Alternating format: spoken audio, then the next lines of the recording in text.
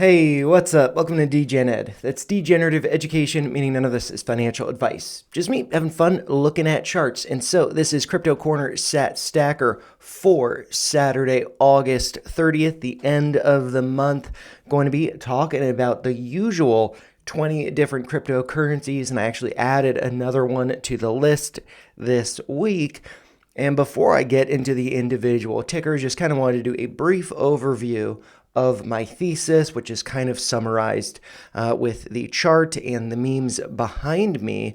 And this is actually based on a video that came out on Easter on 4/20, April 20th of 2025, called ETHster, Happy ETHster, and really just going into my thesis on why I thought at that time that Ethereum may have hit a bottom right around $1,400.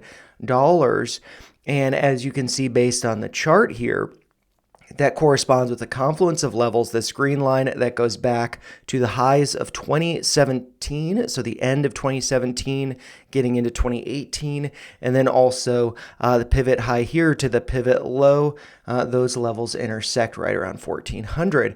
I had initially thought that this yellow line that had acted as previous support might be acting as support here, but we were breaking down below that. I thought it was a fake out breakdown, and that is in fact what we ended up seeing. And now Ethereum is trading, I believe, above 4,000 right now. So, that's more than a 2x, looking really good there. And at that time around Easter, there were a bunch of memes of people just trashing Ethereum, saying that Ethereum holders are being left behind. And so I kind of took that as a bottom signal. I looked at the levels here. Hey, that looks like there might be some support, fake out, breakdown. And then I looked at some levels to the upside that could be acting as resistance, connecting, again, the highs just above Ed's head here. The highs from the end of 2017 up to the highs of 2021. And those look like for the end of 2025 that, price could be getting to around $8,000. So that's kind of been, my thesis for the year of 2025, and that alts and Bitcoin, would also be going higher. But actually, if we do look at this chart on the log scale, which I have done in prior videos, the price target could be closer to 20,000. So feeling really good about Ethereum, even though we are seeing a little bit of a pullback. I think that there is a little bit of a panic now, but I think that it's going to end up being a great dip buying opportunity. And if you did want a deeper dive into my thesis and, really my approach to swinging these different cryptocurrencies over the course of this year, I will include a link to not only the ETHster video in the description of this video, but also my most recent Crypto Corner Sat Stacker, where I do a deep dive into my thesis. But then anyways, moving on from that, I don't have a new meme for this week, but really the theme for this week's video is, I believe it's going to be something along the lines of forks in the road, because there are a couple forks in my list, and there might be more. And, one of them I feel like is maybe kind of a zombie. And in contrast, another one I think is actually really exciting, has a lot of utility. And so the one that has a lot of utility is Litecoin. And this is just a nice little interaction that I had just a few days ago on August 27th. Litecoin posted, gonna explore the benefits of proof of waffle. Who's with me? And, so that's just a fun little tweet playing on proof of stake versus proof of work. And, he's just saying proof of waffle. And that just reminded me of this clip from Groundhog Day, and where this guy says, and some flapjacks as they get arrested, and Bill Murray says, is it too early for flapjacks? So I thought that was funny. I posted that, and Litecoin did respond with a like to my little GIF there. If you want to see what that looks like, it's just Bill Murray being his funny, charming, smug self. But yeah. I like that. I like the engagement. I like the activity that Litecoin has. So I think that's like really kind of a nice positive fork whereas there's another one that's on my list, kind of high up on my list, that is kind of a zombie. And so I wanted to talk about that as I go down the list and populate the data here. And I might be more aggressively doing some trims, stuff like that. Sorry, I just bumped the mic. But yeah, I think that what we're seeing right now is going to end up being a dip buying opportunity. Whether the dip buying opportunity extends through September or we bottom in September, we're bottoming now, I have no idea. But I think that towards the end of the year, whether it's Ethereum, Bitcoin, Solana, I think that Litecoin, I think that we will be seeing some higher highs later this year. So yeah, I'm just trying to keep the chin up and I'm excited about the opportunities. And there has been some volatility over this past week that makes me think that some things are waking up and that we're starting to get into kind of a more exciting season, like alt season. But yeah, anyways, I'm just going to go down the list here. Going to try to keep the video to shorter than 2 hours. Last week is a little long, but I'm also going to be going over technical levels, my thought process, breaking things down for each one of these tokens. So maybe it takes a little bit longer than 2 hours. We'll have to see. But yeah, let's get onto the list, beginning with the leader, Bitcoin, ticker symbol BTC. Let's get that market cap data populated there. Just coming over here to coin market cap. Bitcoin is at the top with a market cap of now less than $2 trillion. So I'm just going to copy that there and paste that over here, dividing it by 1 million. So we have a kind of a manageable number there. And we could see that Bitcoin's market cap did come down from last week, which is not surprising. I was just talking about there being kind of a pullback, a little bit of panic. And so currently $2.165 trillion, whereas last week it was $2.288 trillion. And let's see, I forgot to copy and paste that over. So I will have to do that real quick. Sorry about that. And let's just see here. I'm not going to crop this out. Sorry, you're just going to have to deal with it. Yep. So just 1 second. And then I'm going to paste this over here. And let's see. I need to get that down to 1.4. And because I think if I go one more up, no, actually 1.5. That's crazy. I adjusted some things, I guess, last week because usually it's 1.4. And so last week, yeah, what was this? 1.4. Yeah, so it's kind of nice. I can make it a little bit bigger. But anyways, do have that there. This is, what I've done over the past week, kind of a derailment from talking about Bitcoin there. But I will be breaking down, what I did for each one of these tokens. Sorry about that, missed that. Yeah, but let's populate the Bitcoin price that we're currently seeing, or actually I should say from close of yesterday. So Friday, August 29th, Bitcoin closed at a price of 108.37832. So 108.37832. And of course, that did come down last week as well. Last week, it was at 116, almost 117. I was up 24% on my position. Now I'm up only 15%. So, that kind of sucks. But we did, cross below this level that I thought might be acting as support, 111. So we'll have to look at that in the chart. 135, haven't gotten up there yet, but I do think that we will see some resistance right around there once we can break above 124, 125. But yeah, let's look at the chart to see about that support, see about that resistance. And so the reason why I thought that 111 might be acting as some support is because of this 50% retracement that we can see there, that green line just above 111. So thinking maybe we'd wick below it, find it as support. We did break lower. And so I'm actually just going to extend this Fibonacci retracement forward a little bit so we can just kind of see that as a guide into the future. And that is based on the low from June 22nd. Just going to adjust this axis so we can see that, upside move, consolidation, the low following is consolidation up to the high. And now we are pulling back to, it looks like the 618, right around 108. It looks like 108, 400, somewhere around there.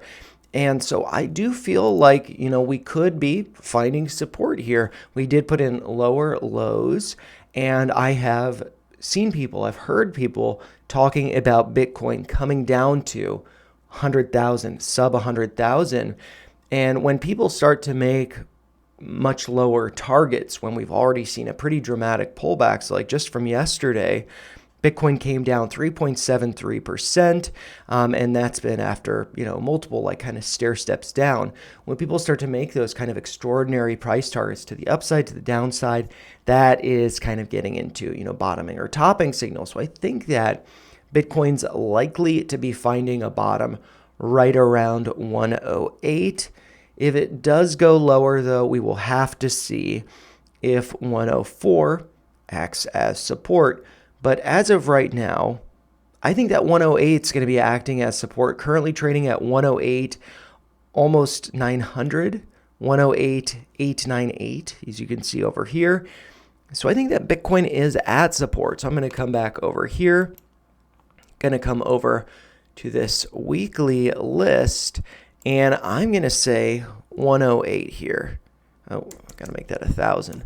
108,000. And, we are above that now, so I am going to, make that background not yellow. We haven't hit it yet. And although I do need to place an alert there, so I should color that yellow. I think the ones that are colored yellow, it's because we hit those levels. Because alerts and or orders not placed and or that they were hit. And so, yeah, I think that 108, but really, I guess if it does go lower, maybe what I want to do, we're already at 108 effectively, so that's not really too interesting of a level to the downside. And maybe actually what I want to do is take a step back, not just look at the Fibonacci retracement there, but actually look at, how these levels correspond with the prior levels. So like coming down to like 104, there is, some consolidation over there, but really, I think that 108, I'm going to leave it. I think that we are at that bottom. If we do go lower, I think 104 could potentially be acting as support. And if we go lower than that, we do have the 200-day moving average there at 101,212, almost 213. And so that's still above 100,000. And that also corresponds with this purple line that I have here, corresponding with the lows over here. So yeah, maybe 102. So if we do break below 108, I would say 104 is the next level of support. And if we break below that, I'd say 102 to 101. I don't necessarily think we're going to sub 100, but if we do, maybe it's a wick. That's a great dip buying opportunity. And then we start to form a bottom after that. But I don't necessarily see that happening.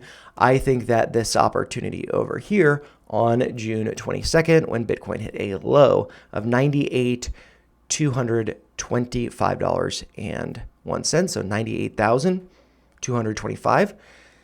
I think that was the last opportunity really to be getting Bitcoin below 100,000, although the day after on the 23rd, the low was sub 100,000, but only by a few $100s.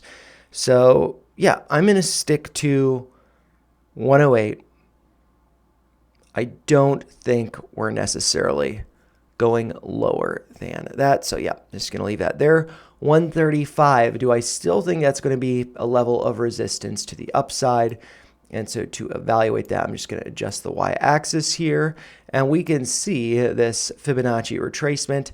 This is actually going from, that low of June 22nd up to the high over here, which I think I actually have to update because, let's see, I'm going to zoom in here so I can do that. I'm going to move this over to here, and then we have come down lower now. And so I suspect actually that that's going to be higher than 135 because this move is longer. And so, but then this is actually lower. So maybe it's still going to be around 135. So let's see. 134, it actually came down lower. So maybe I want to be a little bit conservative and adjust that down. But let's actually look at this extension as well. This one goes to, let's see, the lows over here. So that's like 135.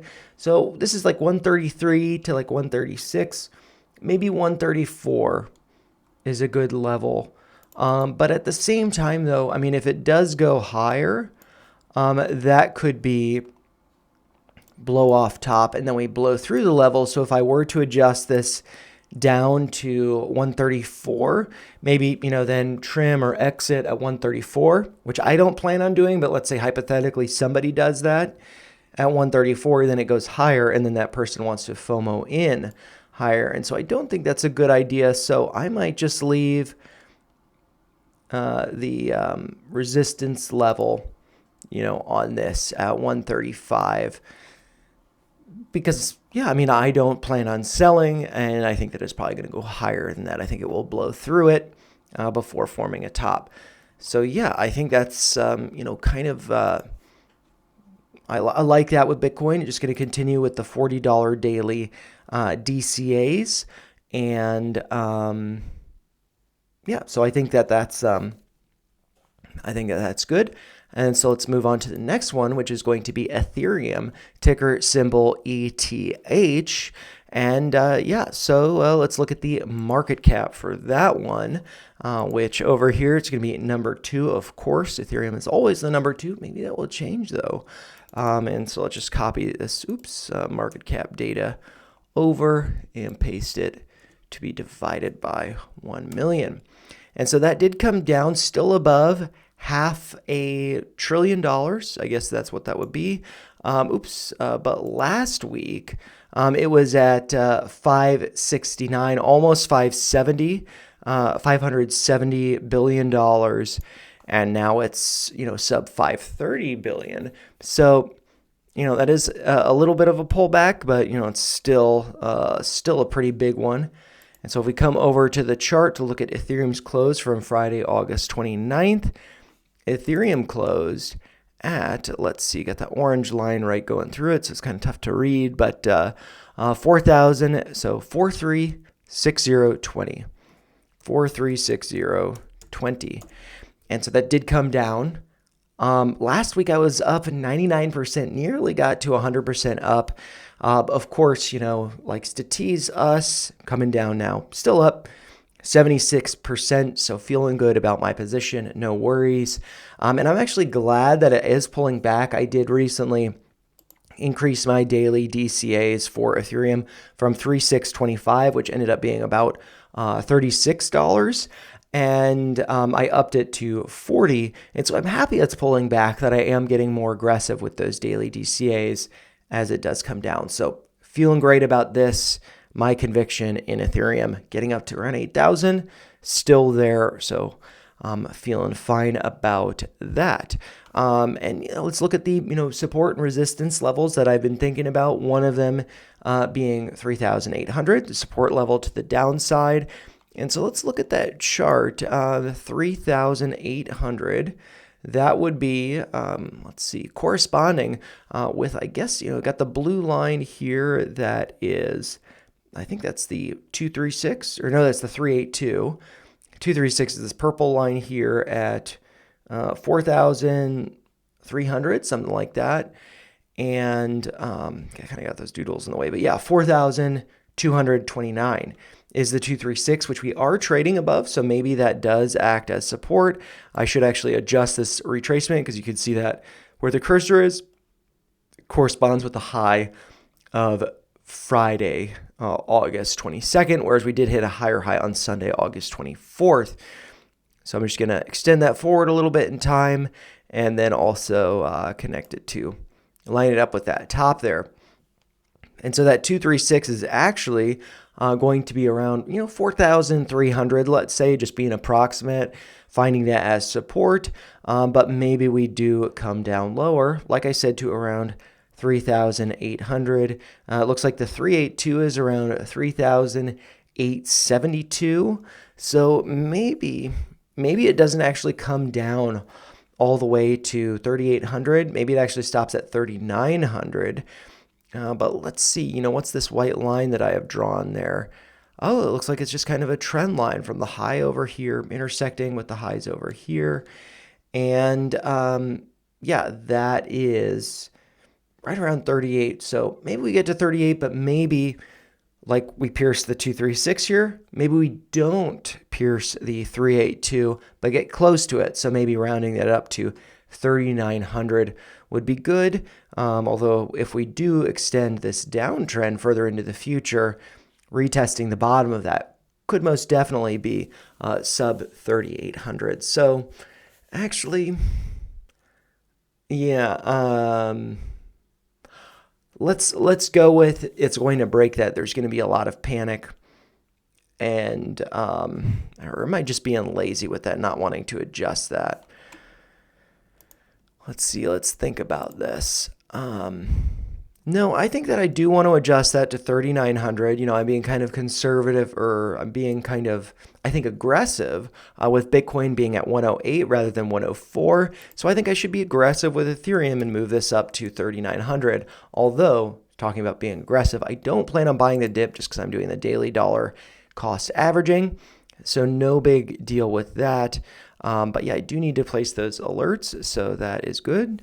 To have those yellow. But let's think about Ethereum to the upside. I said 5,100 as a level of resistance. You can see that over here.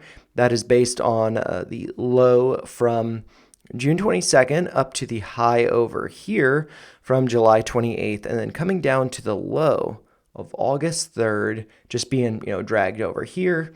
So we have that above us, and that's around $5,100 to $5,200. So I still think 5,100 could be a level of resistance, so good to be keeping that in mind. And yeah, I mean, this consolidation, we do have higher highs formed here. And with those higher highs, we do have lower highs in the RSI. So that's some bearish divergence. So that could, very well be suggesting that we will be pulling back. We have been doing that. Who knows how much longer. We do have higher lows, and those higher lows here looks like they're starting to correspond with, kind of flat lows in the RSI. So if we do get lower in the RSI but maintain a higher low, that would then be, I believe, hidden bullish divergence. If we get to lower lows and RSI is a little bit stronger, that would be bullish divergence. So yeah, I mean, this could be following, the doodle that I have here coming down to there, but it could also be doing what I have drawn on the top there. So I'm actually going to leave those as they are. Yeah, because I think that they're totally legit, totally fine looking. One thing that, does kind of stand out, volume is a little bit lower this day, for the 30th. The day's not over, so we have to take that one with a grain of salt. But volume from the high here, it has cooled off a little bit. So I do think that's a good look. We do have the 200-day moving average down here, and that is around $2,600 to $2,700, corresponding with a 786 right here, right around 27.25. So there's a possibility we do head down there. But like I said, I think 39 to 38 will be acting as support. So I'm not going to adjust these two levels here. I will adjust these here, but I don't plan on making any buys, whether that's with Bitcoin or Ethereum. And yeah, so let's just come back over to here. I'm just going to have a little sip of coffee, take a little break before continuing on to the next one on the list, which is going to be Dogecoin, ticker symbol DOGE. And so that one, I'm actually going to have to check. Maybe we did come down to 20 cents. Last time I was looking at this table, we had not come down to 20, but we're getting pretty close. But anyways, let's take a look at the market cap for Doge, ranked number 8 here, which is actually pretty remarkable that Dogecoin is a higher market cap than a coin like Cardano or Chainlink that have, been making some news, just this meme token, this meme coin. I should say meme coin because it's not a layered up on, one of these other coins. But anyways, yeah, Dogecoin at $32.5 billion market cap, pretty massive there. And we can see that, I'm sure we're not surprised, it did come down over the course of the past week, now at 32.5 billion. Last week it was at over 35 billion. So yeah, has retraced a little bit. And let's check over at the price of Dogecoin. And so we got the Doge here, US dollar on Coinbase. Oh, I was not doing my charting on Coinbase, so I need to actually pull it up on Binance. As you can see, my levels here drawn up nicely. We can see that the closing price, oh, I almost thought that I didn't really see the candle for today because it's small and green and lined up with that 50% retracement. But anyways, the close for Friday, August 29th was 21.49. So let's put that in here. Did come down from last week. Looks like I'm up about 20% on my position, so kind of similar to my Bitcoin position. And I did do a buy of around $94. The reason is, I got $1 more invested in Doge than I do RLC. And so I just wanted to keep that. And as of right now, I do. So that's why it's 94, kind of an odd number, an odd even number. But yeah, if I do buy more RLC, with that, I will pair it with buying more Doge. So Doge remains my number 3 coin on the list, not RLC. And I just got to clear my throat 1 second. Sorry about that, but muting the mic. Excuse me. Yeah, sorry about that. Looking at the Doge data here, or the Dogecoin data, maybe I should say, 20 cents, was that the low that we hit for the week? Let's see, the low that we saw was on Monday, and that low was 20.6 cents. So we did not hit that level. So it's still acting as support. That's still the level to the downside. What does that level correspond with? So, I got the Fibonacci retracement here going up to the high right here from that low of, let's guess, June 22nd. June 22nd, nailed it. And then this high over here was on July 21st. And so we see these lower highs being formed, kind of getting this nice wedge or consolidation pattern going on over there. And the reason why I was thinking 20 cents, I'm actually delete that just so it's not too cluttered, and I might delete this one because that did not happen. But we have the, let's see, I'm just going to extend that Fibonacci forward a little bit just so we can see those numbers. Oops. I guess I locked it into place, so what I might do with it is rather than drag it over, I might just adjust those coordinates to be, let's say, 310. It's probably about 2 weeks into the future. So, so we can see those numbers nice and clear there. The yellow is the 618, and that is at 1985, right around 20. We also have the 200-day moving average coming down here, which is at 1982. So it does seem like a confluence of levels there. Now, we also do have this white line here corresponding with the consolidation lows over here, a little bit of a pierce of that level, also consolidating there, that being right around or just below 20 cents. So I do still think that 20 cents is a good level for Doge. I don't plan on buying the dip there, but maybe that's something I want to do. Let's see, where is it currently trading at? 21.67, getting a little bit of a bounce, the past few days, although this could be kind of a bear flag. What we see is, big red candle consolidation with that, higher volume, lower volume here. So yeah, maybe that's a bear flag. Maybe it's going to break lower to 20 cents.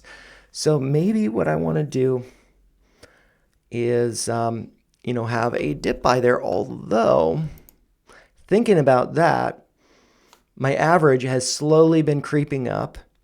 I don't know that I want to make it creep up too much higher, but maybe it would be good to just have a $100 dip buy at 20 cents. And so maybe I want to do that with Doge rather than have it be paired with RLC. If I do buy that, why not just buy some more Doge? I feel like we're going to be getting into alt season. I don't think I'll be regretting it, even though I'm getting my average up. I'm also increasing my average on Bitcoin, on Ethereum, on the others. So I think that seems reasonable. I think that seems justifiable. So I'm going to want to make this not red, make it yellow though, because I do need to place an order. And let's see, I also need to highlight these so I know that I need to adjust those alerts. Although with this one, I don't need to adjust the alerts, at least not to that. It's already got an alert there. But the resistance to the upside, 31 cents, does that still seem the same with Doge? So that's really not based on a fib level, an extension, but rather based on this green line that I have here, like the consolidation lows there, right around 31 cents. So yeah, I mean, I could see that happening, but I could also see, kind of a very big move up to like the 40-cent range, 40s to 50s. But yeah, let's just keep, an eye on 31 cents because that could be some resistance there. But yeah, I don't need to adjust the alerts for Doge, so that makes things nice, it makes things easy.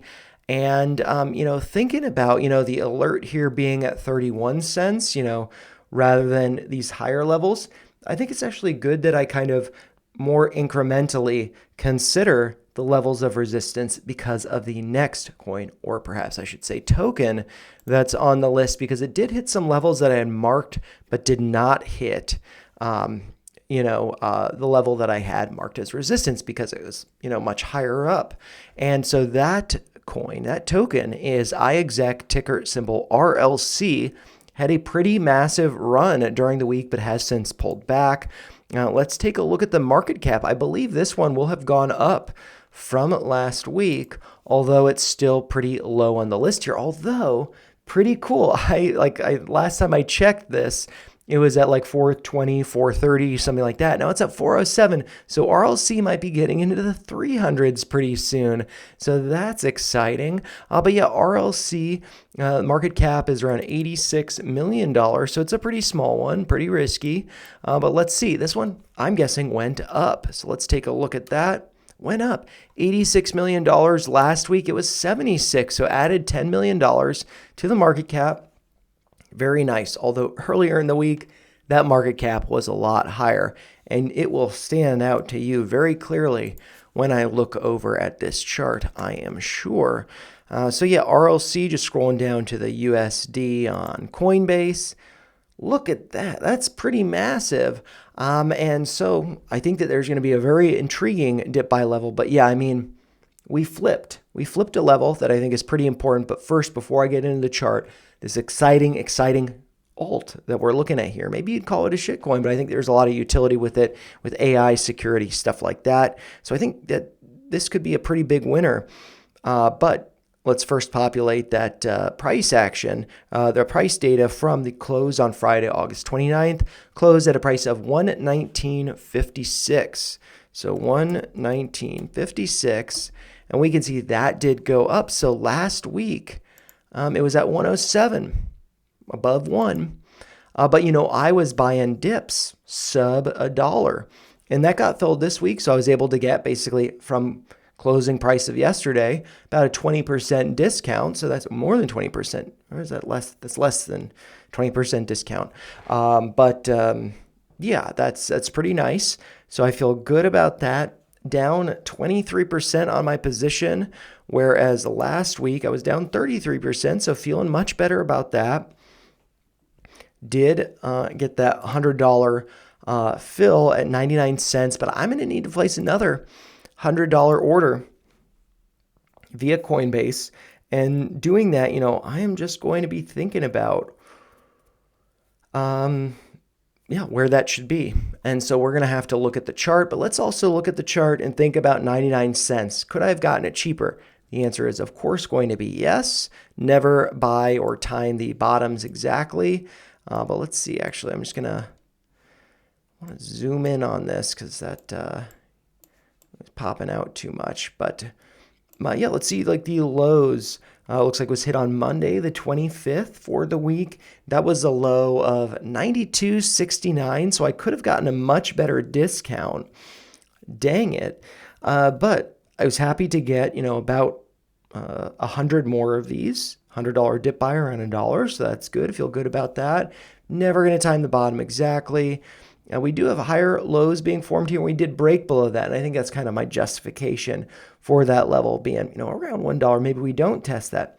We broke below it, we swept it, and now, pulling back, a little bit of a retracement.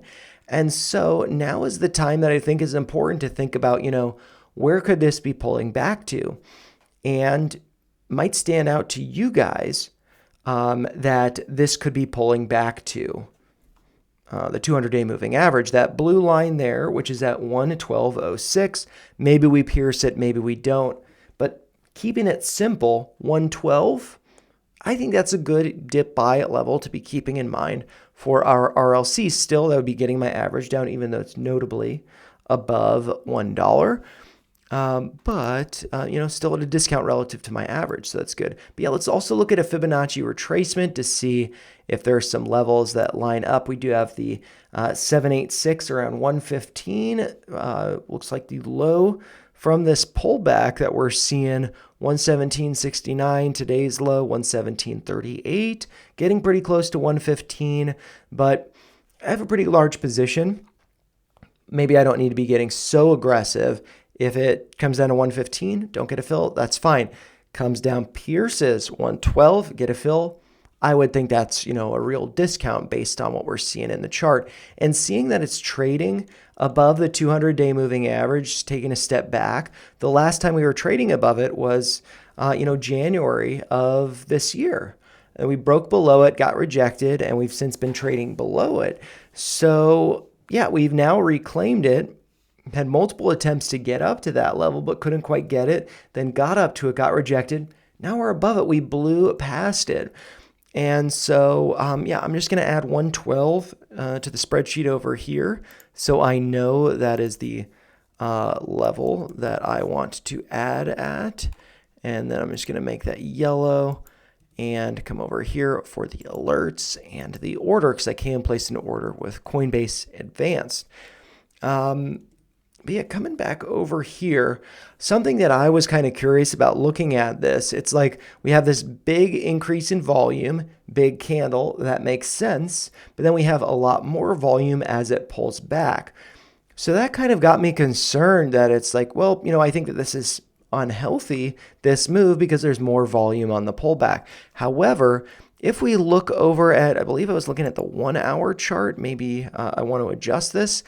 But what we can see is the large volume was on the big upside move.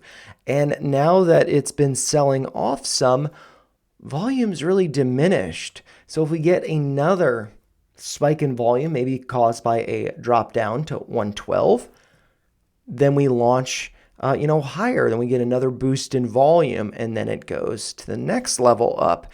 So, I think that 112 will be a good one to keep in mind there. But then, speaking about the levels, kind of my mistake on this is I have resistance at 230. And the reason why I have it up there, not necessarily resistance, but, that's a level I think could be acting as resistance in the future. And that's above my average. So my average currently is 156, which, I was looking back earlier on these videos. If I go back to April 26th, my average for RLC was 319. So I've really cut that in half over the course of the past, 4 months or so. Yeah. April, May, June, July, and August, 4 months. 4 months. You didn't see my thumb there. It's like I'm German or something, counting with a thumb from, Inglorious Bastards. But yeah, to get the down. So, feel really good about that. But it actually went higher than my average. It actually pierced this level here, which is right around 163 above my average, pierced this level up here at 186.11 and hit a high on August 28th of 196.37. Of course, wouldn't have gotten a fill at 196.37, but maybe 195, something like that. So, I could have trimmed pretty heavily. I could have, exited my position and then bought back.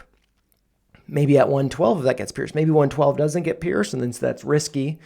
But that would have been taking some risk off the table. So maybe I should have thought about that. However, when it was piercing this level, like on the 28th, I was at work. So I was not able to move my coins onto exchange to trade until I got home. And it had already pulled back by then. It's like, it's fine. I still, like, this to me is like, we've broken trend. Clearly, we've broken above that 200-day moving average. And, we're getting, look at this volume here on the daily.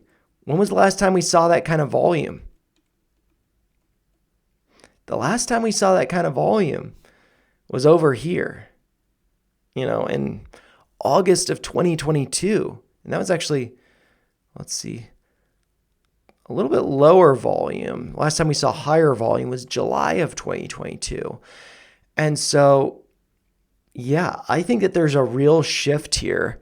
And so this makes me actually, even though it's pulling back now, this makes me think that this is just a dip buying opportunity, and that, we can be start to actually be bullish on this, not just accumulating over here in the discount zone, which, I'm glad that I have been getting that average down so aggressively.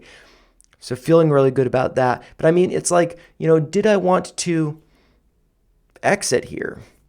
No, I didn't want to. I think that I'll be able to make a good amount of money with this. Did I want to exit here? No. I mean, but hypothetically, I could have, and then bought back where it's at now. That would have been, nice, lowering my risk a lot. It's also creating a taxable event, though. So yeah, do I want to adjust the 230? Let's see. 230 is right here, and yeah, let's see. I think maybe what I could do is do another, because this is like a Fibonacci extension going from the low here to the high and then to a lower low. That's not super appealing. So maybe I want to actually scale this back to like where it actually hit the low over here. I'm just going to line this up. Nope. Let's see. Let's see, where do I get that? Don't want to click on the data, click on the levels. Yes, that's good enough. It's approximate there. And so, yeah, 230, that lines up over here. But let's look at a Fibonacci extension out of curiosity from the low here to the high, and then this pullback. I wonder if that would have predicted this level, and then that could, maybe give us an idea of a level, the next level to the upside. So let's just consider this from here. Okay, so going from this low, approximate, to this high, and then down to the low over here. And I'm just going to leave it up with that level that we pierced. So that suggested, let's see, was that a 1618? Yeah, the 1618 at 180, and the 100% at like 146. And so we pierced both of those levels. So that was kind of, a nice predictor for that. And so now what we have is a low here, the high, and then pull back. And so let's assume that it pulls back to piercing the 786 here, but getting to that 200-day moving average. So I'm just going to zoom in on the chart, do the exact same thing that I just did, but from the low over here, being approximate, up to this high. And then let's drag that forward in time, lining up with that Fibonacci retracement, lining that up approximately, it's slightly above 112, but there's that pullback. And so if 112 ends up being the low, where could that be taking us? That would be like 217 as the 100%. And then 280 as the 1618, which was pierced over here. So maybe we're getting to like a 283. But, something that I could see with this is this actually getting up towards, the highs over here around 450. I don't necessarily think it's going to get to 10 or 16, or if it does, I think it might just be, a few day window opportunity, maybe just a 1 day opportunity. So I think that's where it's getting pretty risky. But maybe, this is, a shitcoin that I think actually has some utility. It's not just a meme. And I think that they are, building, and their account on X is pretty active. I follow them. I like to see that. And I can actually, I'm just going to go back over to here. Let's just search RLC. Over here, I follow them. You got their little logo there. They have this pinned from July 21st. And let's see. This is from 8 hours ago. They're active. Let's see, not saying you have to send an encrypted direct message, DM, but you could. And that's with iExec, all this other stuff going on here. Yeah, they're active. Secret September mission deployed successfully. I don't know what that means. RLC everywhere and privacy for everyone soon. Pepe on the iExec. Rocket there. So yeah, they're an active account. 102.5 thousand followers. So also Grit Capital. I'm surprised that Grit Capital follows them. But yeah, the trust layer for DePIN and AI. And actually, because I'm bringing this up, I am rambling about RLC, about iExec. I am going to pull up the channel here. I did have some posts on it. I was just having some fun. And let's see. I'm just going to scroll. I'll go forward in time. So this one, it's off the charts. Having some fun with this. I was at work when this is happening. Crazy how RLC gave us a heads up with that $100.30 spike yesterday. And so I posted this, like I said, 2 days ago. Had the spike here at 130. Was reading at 144, but it was actually lower than that, 130. It was off the charts. And then I did a little bit of a discussion with Grok. I was at work. I was a little bored. And so I was asking Grok, what he, I want to refer to Grok as a he, but, what it was thinking the price target for RLC was. And Grok was saying, $2.50 to $4 price target. But it was, this long, extended, justification. It's like, no thanks. And Grok also finished it with, this is not financial advice. So I wanted to troll Grok a little bit. I said, thanks for the financial advice. Can you summarize the $2.50 to $4 price target in one neat bullet point? And then so Grok being a giant nerd, I must clarify that my previous response was not financial advice, as crypto investments are highly speculative and I'm just analyzing based on available data. Here's the summary you requested. And I can't actually see all of this on, oh, no, I guess I can. So that's cool. So RLC end of year 2025 price target, $2.50 to $4, driven by AI and DePIN, sector momentum, and iExec's roadmap with potential for $5 plus in a strong bull market, or being cautious, a drop to 180 to 220 if the market corrects. So, this seems like there's really just potential upside. Even if there's a big correction, 180 could be the floor.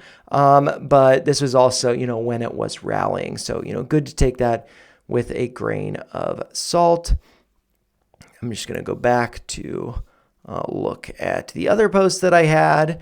And that was for iExec RLC being the top number one gainer on Coinbase for that day, beating out Kronos and some other ones. And that was at 184 at the time I posted this, up 80%. But yeah, when people post stuff like this is kind of like topping signal. But I was at work, I couldn't sell, and I also think that it's going to be going a lot higher. So, coming back over to here, looking at the chart, that's what I want to look at. Yeah, I think that resistance, let's think about shorter term resistance. Not that I would trim at that shorter term resistance. And, for me, just to pull it up, looking at this, if my average is 156, let's pull up the handy dandy calculator. 156 times 3. That's around 168, 169, having fun with it. So that is around where I think I'd want to take profits, around 450, around, let's see, the line up here. But I think that it could also go a lot higher.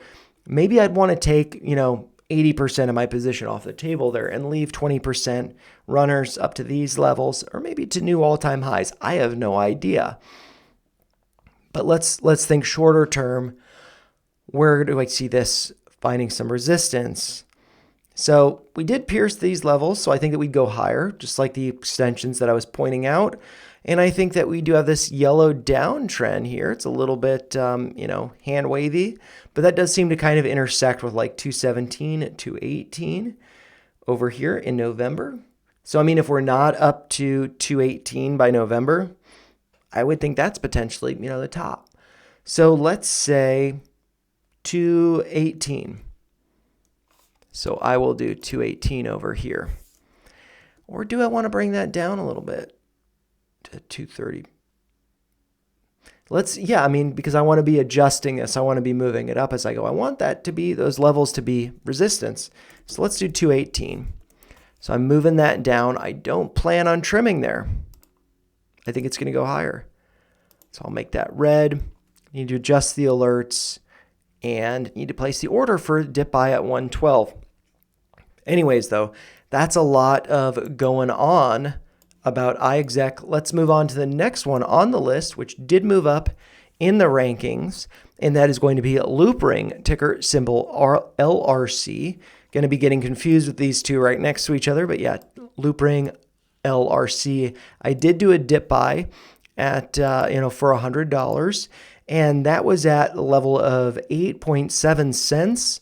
I imagine it went lower than that, so we'll have to look, but let's first look over at the market cap for Loopring, now at 223. I wonder, to be honest, if RLC could be overtaking LRC, but currently that's not the case. Loopring does have a market cap of 120, almost $0.5 million. So let's just populate that there. It did come down, though, over the past week, as it was around 125.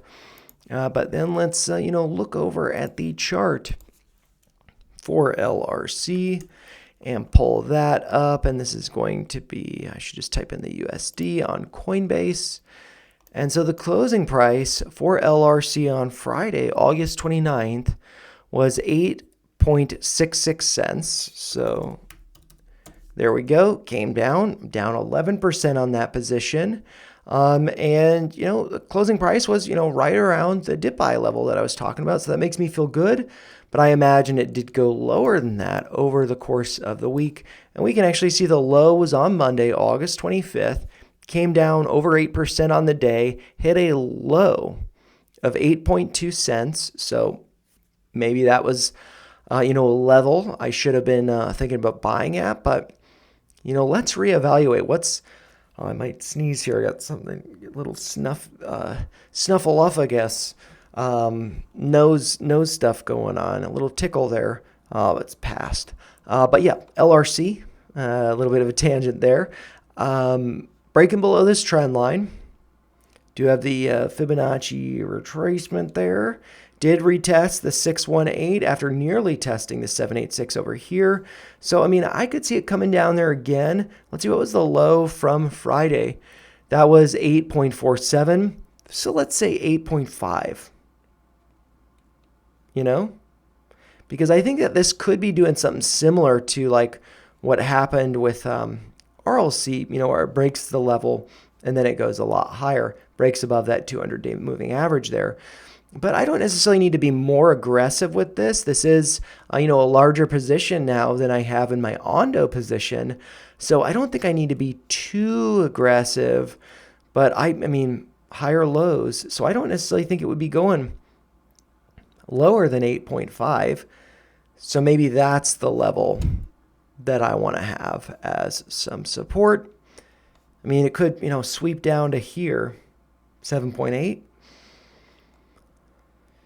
But yeah, maybe it doesn't get back to the 618, and that's at 8.3. So I think 8.5. What's my average? I'd still be getting my average down, you know, so let's do 8.5. I think I'm fine with that. Yep, and then I'm going to have to adjust the alerts, adjust the orders. Resistance, 12 cents. That's still, you know, up around here.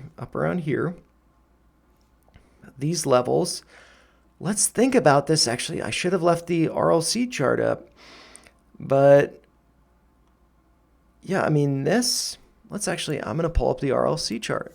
Let's look at that just for some comparisons, because if I'm talking about them being similar, I should bring up the chart. And so I had just done this fib retracement for the lows here, June 22nd up to the highs here and then back down. So let's look at that from here to here to here. Where might that be going? I've already effectively done that.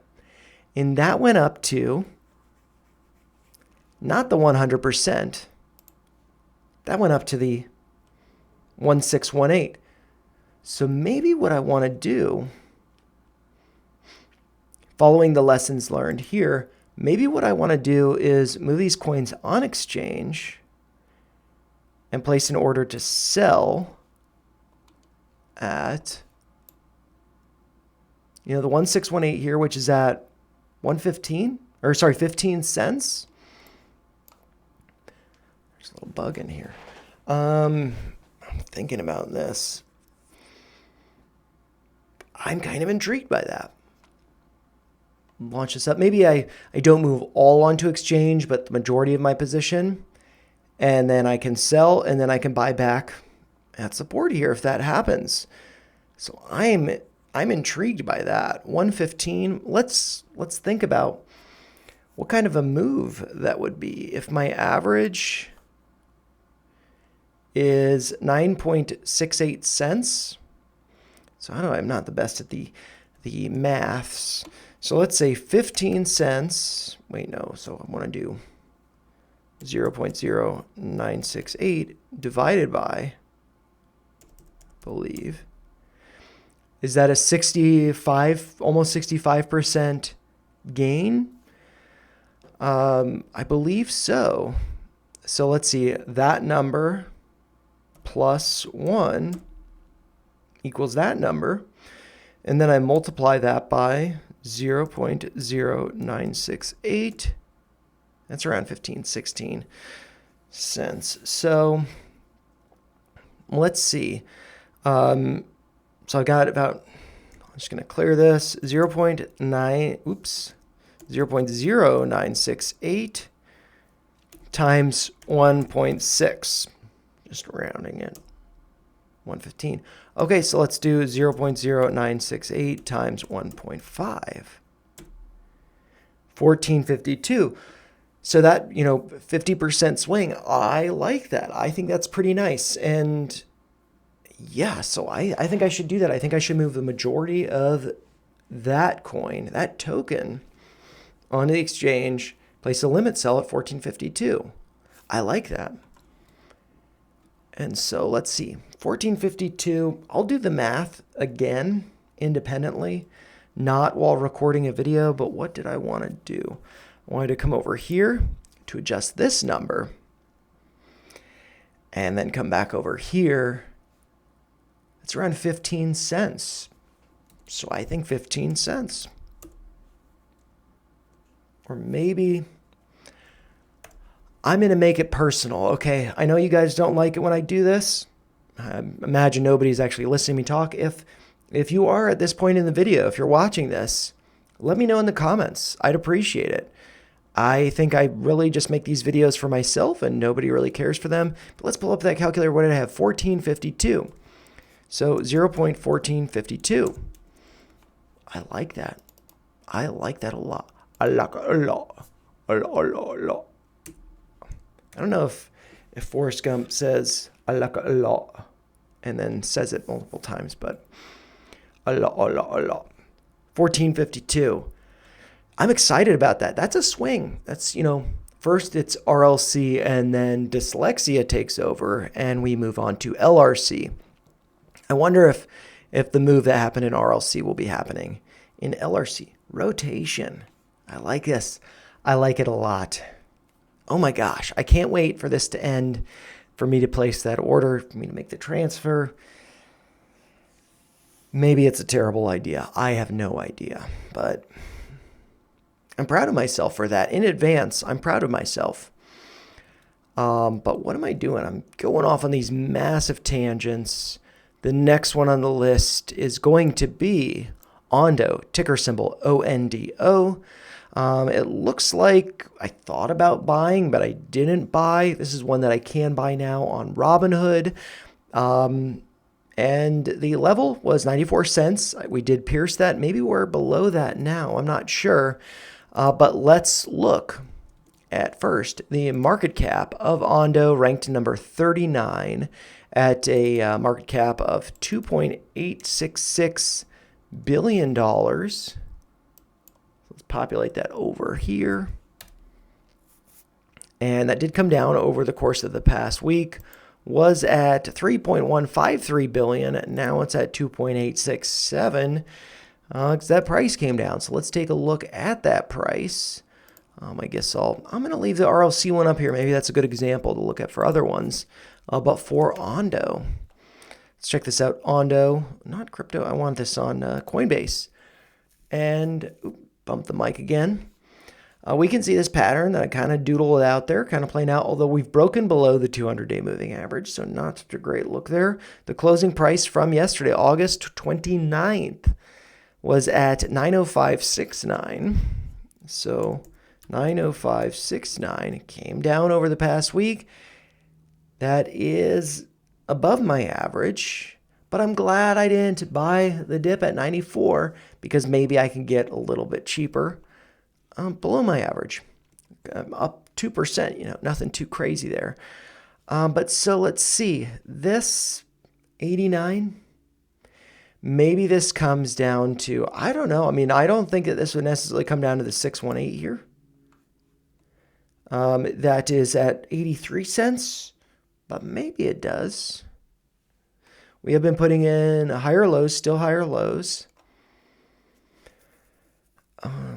Maybe what I could do for Ondo, I mean, although Ondo is pretty high up on the list, so I don't think I really need to be too excessive with this, but maybe I want to place a dip buy for like $1 day average, type of thing. And so maybe I'd place that at 83 cents, kind of assuming that it wouldn't get there, but maybe I just want to place it, set it and forget it type of deal. And so 83 cents. So I like that over here. Oops, 83 cents. I'm going to make that black because I got to place an order there. Also an alert. And I'm not just going to do the alert. I might actually place an order there for 83 cents. So I'm going to do something like this. Place that there. Just make that yellow because I got to place it. And so that's, basically $1 daily cost average if it dips to that level over the course of a week. $7. Nothing too crazy there. But I don't need to be too aggressive with that one because it's higher up on the list. And so, yeah, and let's also consider the resistance level to the upside, 138. Do I still think that? Let's see. 138. I think that looks fine. Yeah, 138. So not going to spend more time on that one. 138, don't need to touch it. And now we're going to get over to one that I'm excited about. I'm going to be pretty critical of this one, though, which is Ethereum Classic, ticker symbol ETC. But before I get into my analysis of it, let's populate the market cap data there. Ranked number 34 here on Coin Market Cap at a nearly $2 billion market cap. 3.2 ends up rounding to $3.2 billion. And let's check out the chart over here. And this one I might actually want to compare to Ethereum. So I might pull that one up. But yeah, let's just populate the closing price from yesterday, the 29th. That was at 20.94. So 20.94. This one came down a little bit. And as you can see, I did trim some. It was going to be about $300, but based on the number of coins that I moved and, the amount, it's 285. And so I did trim that because I guess, I don't know that it hit the level here, $20. We'll talk about those levels. But really, I trimmed at close to 10%. I think at about 10% profit. But this kind of got me starting to think, why is Ethereum Classic so high up here on my list? I should be moving it down here. And the reason for that is because it's a fork. Just like Litecoin, which I'll get to. I've already kind of talked about my sentiment around Litecoin, but my sentiment around Ethereum Classic. So for me, about 4 years ago, I remember trading some Ethereum Classic. I felt like it was kind of a leader. It moved a little bit before the other stuff did. And, I liked that. And also I felt at the time that it was very easy to move. It had cheaper gas fees than Ethereum. It was quicker to move. And it was just very easy. I like that. However, now, if I want to move from from my wallet onto the exchange, at least specifically Robinhood, it can take like 12 hours to move. I really don't like that. It's slow. Sure, is it cheap? Yeah. Is it easy? Well, it's slow, so it's not really that easy. And also, Ethereum just hit all-time highs.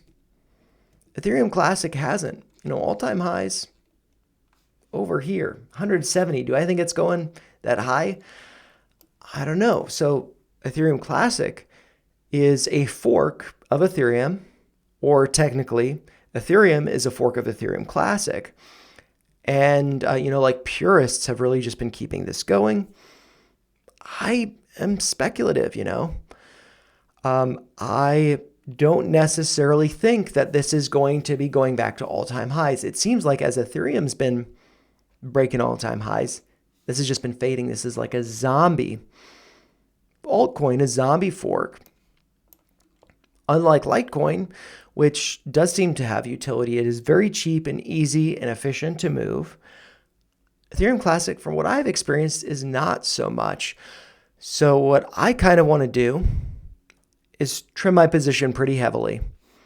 And then, just have that to focus on other positions. But yeah, I'm just going to pull this up. This is Ethereum Classic's page here on X. This is ETC_network. This is the one I was following, but only has, 6.3 thousand followers. It is followed by Ethereum Classic. I saw that. And it's like, well, maybe I should follow that one. I'll pull that one up in a second. But the last post here, got this pinned one from July 26th of 2023. But the last post was from July 5th. This account's not active. I don't like that. They don't even post memes. They don't troll, So it's like, I don't like this. It's not making all-time highs like Ethereum. So, and also I think kind of the narrative around something like Ethereum Classic has really shifted a lot because Ethereum is like Wall Street's darling now. It's, everything's going to be tokenized on Ethereum or on the layer 2s, whatever. And so I like that. But, then what's the use case for Ethereum Classic? Only 423 posts, whereas Litecoin, 8,900. Verified right there in yellow. This not verified. So let's check out this other one that is verified. Oops. Wait a second. I meant to go to this one. Only 246 posts, And this does have more followers, so 28,000 followers. But however, Litecoin, 1.2 million followers. So even iExec has, $1 million market cap, millions of dollars. 102.5 thousand followers. This is a lot more exciting to me than something like Ethereum Classic. This is, although followed by SharpLink Gaming, SBET, and Ethereum Classic. But yeah, this just seems kind of like a dud. They do have this pinned post from 2022. The last post was at least a month ago, at the beginning of August, whereas this one was July 5th. This one, August 7th. So this is a little bit better, but it's still the same token, still the same community. So I don't really like this. This does not make me feel so good. This seems like this fork is a zombie fork, whereas the Litecoin fork is a fun fork that has utility. It's very easy to move. Look at the followers. Kabosu, that's Dogecoin.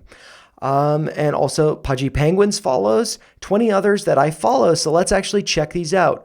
Pudgy Penguins, Greg, Polymarket, and some other ones, lots of credible accounts in the crypto space. So, Litecoin, that's good. Whereas this one, just these two.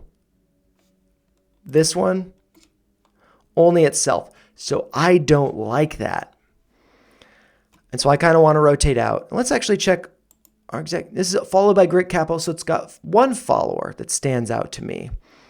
But I mean, it has all of these other followers, over 100,000. So I think that that's just a lot better than what we're seeing with Ethereum Classic. So what I want to do is trim my position down just so I have about $100 in it, just to keep it on the list here.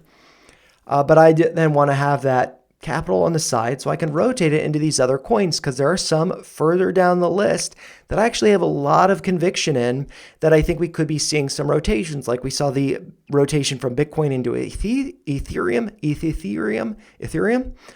I think that we could be seeing a rotation from Ethereum to Solana. I think Cardano and Chainlink have a lot of great utility.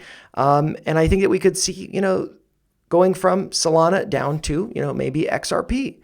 Also Avalanche. These other ones, I think that they've got a lot more of a story than something like Ethereum Classic. So I want to get out, basically the majority of my position. I was just going to type in $600, but I'll pull up what I have on my Robinhood account just to see about how much it's worth. I would want to trim, at break even, which would have to go up a little bit, but that's around, $550.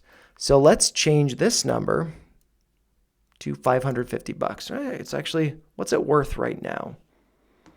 My position is worth about $550. Maybe I'll round it up to 560. And so that's kind of what I want to do this week. My average is 2161. So what level do I want to trim at? What level do I want to exit at? Yeah, I mean, to me, support, I don't want to. I want to get out of this position, hold a little bit for, whatever to the upside. I guess let's look at the chart. Where could I see some resistance? Right here, 25 has been acting as resistance. But maybe what we see, having it retested the 200-day moving average there, maybe what I want to do, I think I probably already got this lined up. Yep. 30 is level that it might be finding some resistance at. Over here, I mean, that's the 1618. We already came up to this, but didn't quite get to there. So yeah, 30. I've already got that marked. But I don't know that I would trim there. I think I'd effectively just trim at break even, because I think there's an opportunity cost to holding this if I'm not able to be buying the dip on other ones that I've higher conviction in, that I would hold for longer up in the chart than something like Ethereum Classic. So 30, still think that's resistance, dip by a level. If there is to be one, that would probably be around 19. So I might actually lower this to 19. And so I need to adjust the alerts. But I would personally, for me, I will probably trim out at break even, heavily trim out, so I have that cash on the sides for other tokens. But I mean, it is putting in higher lows. Maybe this starts to rally. And if I do trim out at my average, which is right around here, I'd probably be missing out on some upside there, but I'd be able to capitalize on that upside with other positions. So yeah, that's kind of my thesis with Ethereum Classic, that I want to bring this down the list because I just don't have much conviction in it. Although I'm down 3%, that's fine. Yeah. I want to be more aggressive with other positions, like I have been with the next one on the list, which is going to be Solana, ticker symbol SOL. Let's get into the market cap for that one. I'm going to have to scroll up here. So let's see, Solana ranked number 6, market cap of $108.5 billion. And let's just populate that over here. And we can see that did come down from the prior week. Let's see, Solana was at 109.353. Now it's at 108.547. I imagine the price has come down. So let's check that out as well. What am I looking at? Solana. All right. And so Solana on the USD. Oops, not SUD, USD. I'm going to look at that on Coinbase. And we can see from over here that the closing price from August 29th, looks like it's getting a little bit of rejection there, but the closing price was 205.10. 205.10. And that actually went up. Crazy. That's because it was from yesterday. Prices come down. And so let's see. The price was at 2062. And where is it at now? It's at 2081. It's about, flat. And yeah, so I added to my position. It looks like I added at 191. So feeling good about that. Added about $100, about 101. I don't know why it's about 101, but that's what it is. And that was at 191. What was the low for the week? It looks like the low on Monday. Was that the low? Yep, the low is on Monday, 185.41. Could have gotten it cheaper, but, I still, feel good about that. For me, it's like, I want to get more aggressive with Solana, even though I'm up 27% on my position. The reason why I want to get aggressive on it is, let's see, I guess I'll pull it up over here. Let's see, Solana BTC. So Solana over Bitcoin. I guess I'll do it on that Coinbase data. This looks like it's breaking out a little bit from that 200-day moving average. And so that's looking good. And then if we look at, maybe actually I just want to pull it up on Coinbase or Binance, sorry. And then let's also look at Solana over Ethereum. And so I think I had previously looked at this on Binance. I think I might have a line drawn. Looks like it's breaking out. Could be moving up here. So yeah, I think that I need to be more bullish on Solana than Ethereum. I'm still just going to be doing the $40 daily DCAs with Ethereum, but I think I need to do a $100 buy on Solana. I think I need to be more aggressive with it because I think it's going to be moving up here, bumping into that 200, simple moving average there. It's a 0.06. But yeah, coming back to the chart here, I think this could be breaking out to all-time highs. And I think I need to, buy that. So let's see, let's assume that it comes back a little bit more. What's this trend line here that I have drawn? If it pulled back to that, that'd be around 94, 95. But maybe that doesn't happen. I don't know. Dip, be patient for it. And that would still be putting in higher lows. 96. Let's see. Do a fib retracement. Let's go from the lows here to the highs. 50% would be like 196. So let's do that. It's 96.58. So let's do 196.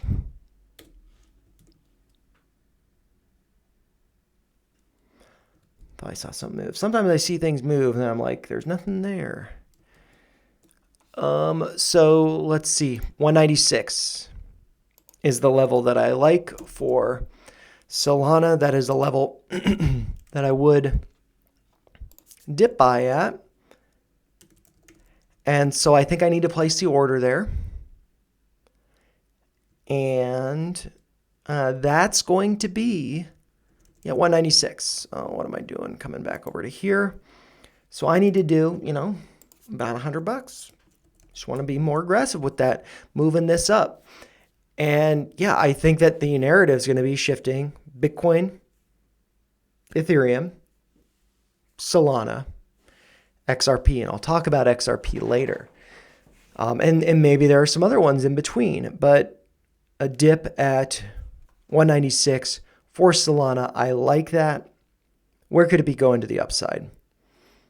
I think to all-time high. So 260 is what I said over here. 260. Why did I pick 260? Up to here. Oh, all-time highs. Up here. Yeah, so 260, that's just going to be, there's probably going to be some resistance here, consolidation highs. 263. And so like I've doodled, I think it could do something like that, then go higher. So yeah, I'm going to leave that alone. 260. Don't plan on trimming there. I think this is probably getting to 300 and beyond. The all-time highs, 295. So yeah, I think that this is going to be breaking new all-time highs. So I like that. But then coming over to the chart, another one that I added to. The next two are ones that I added to. But let's not get ahead of ourselves. Let's start talking about Cardano now. Ticker symbol ADA. Let's look at the market cap for that one. It's ranked number 10. $29 billion market cap. Probably came down over the course of the past week, because I'm pretty sure my level was hit. I did buy.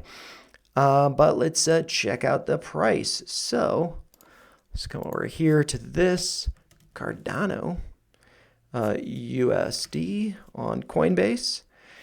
And so let's see, the closing price from yesterday, August 29th, was at 82.66. So 82.66. Oops, my dip buy level was 90 cents. So this is at a discount, you know, and so maybe I want to get some more. Maybe I want to be a little more aggressive. I don't think I need to do a $100 dip. I think I want to be more aggressive with Solana. I think that's going to be the next one to move. I think I got a little bit more time with ones like Cardano and Link. And also I don't have just hundreds and hundreds of dollars to be throwing at these. So what I might do is, you know, maybe just a $5 daily DCA. I kind of like that. Something with this.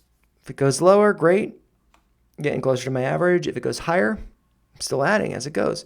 So maybe I want to do $5 DCA. I think. And so I need to place that. $5 DCA. And then maybe on top of that, that's like $35 over the course of the week. So that's nothing too crazy. Maybe I want to have a dip buy on top of that if it does go lower. And so let's look at the chart to see where it might go lower. And let's also populate the data over here. If it was to go lower, hey, we're at this trend line. I actually think it's at support now. But if it does go lower, I actually don't necessarily think, I thought I was done with this. 76, that's my average. 76 right here. So yeah, I mean, I think that 76 is a level maybe I want to do a dip buy. 76. But looking at this chart, I mean, I think it could go lower. I got the 200-day moving average at 72.62. Could go lower. But 76. Also got, you know, the consolidation over here, over here around that level. So yeah, I think 76. I think it's good. Maybe I don't want to do $5 DCA. I'll have to think about that. I might have to revise. But yeah, I think what I want to do for this is I want to do $100 DCA. I don't think so. There are some other ones further down the list that I want to add higher to and more aggressively to. So I don't know, maybe I don't want to do. I think $5 DCA, and then maybe let's think about this. What kind of dip do I want to do? $20? I think that's probably fine. Maybe I want to do something like this. And then I make that yellow, but make that 5.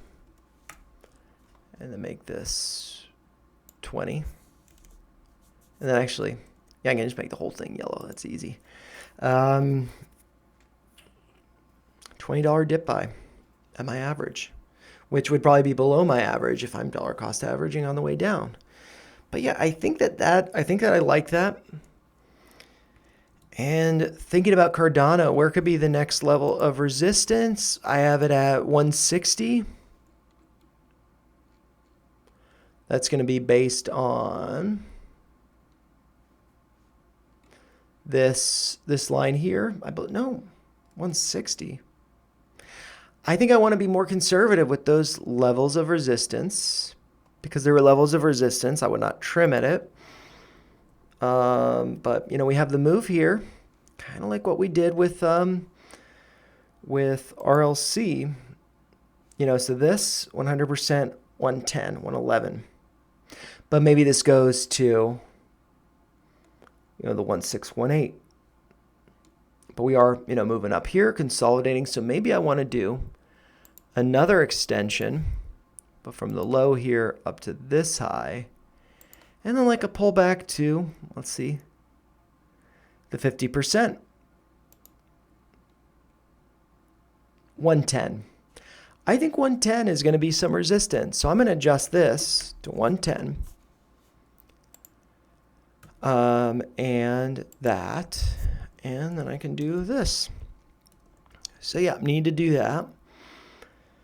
And yep, and let's go on to the next one. I'm going to have a sip of coffee first. And 125, an hour and 25 minutes. So about 35 minutes left to go. I think I can make it in under 2 hours. But yeah, the next one, excuse me. The next one on the list is going to be Chainlink, one that I did buy the dip on. This is ticker symbol LINK.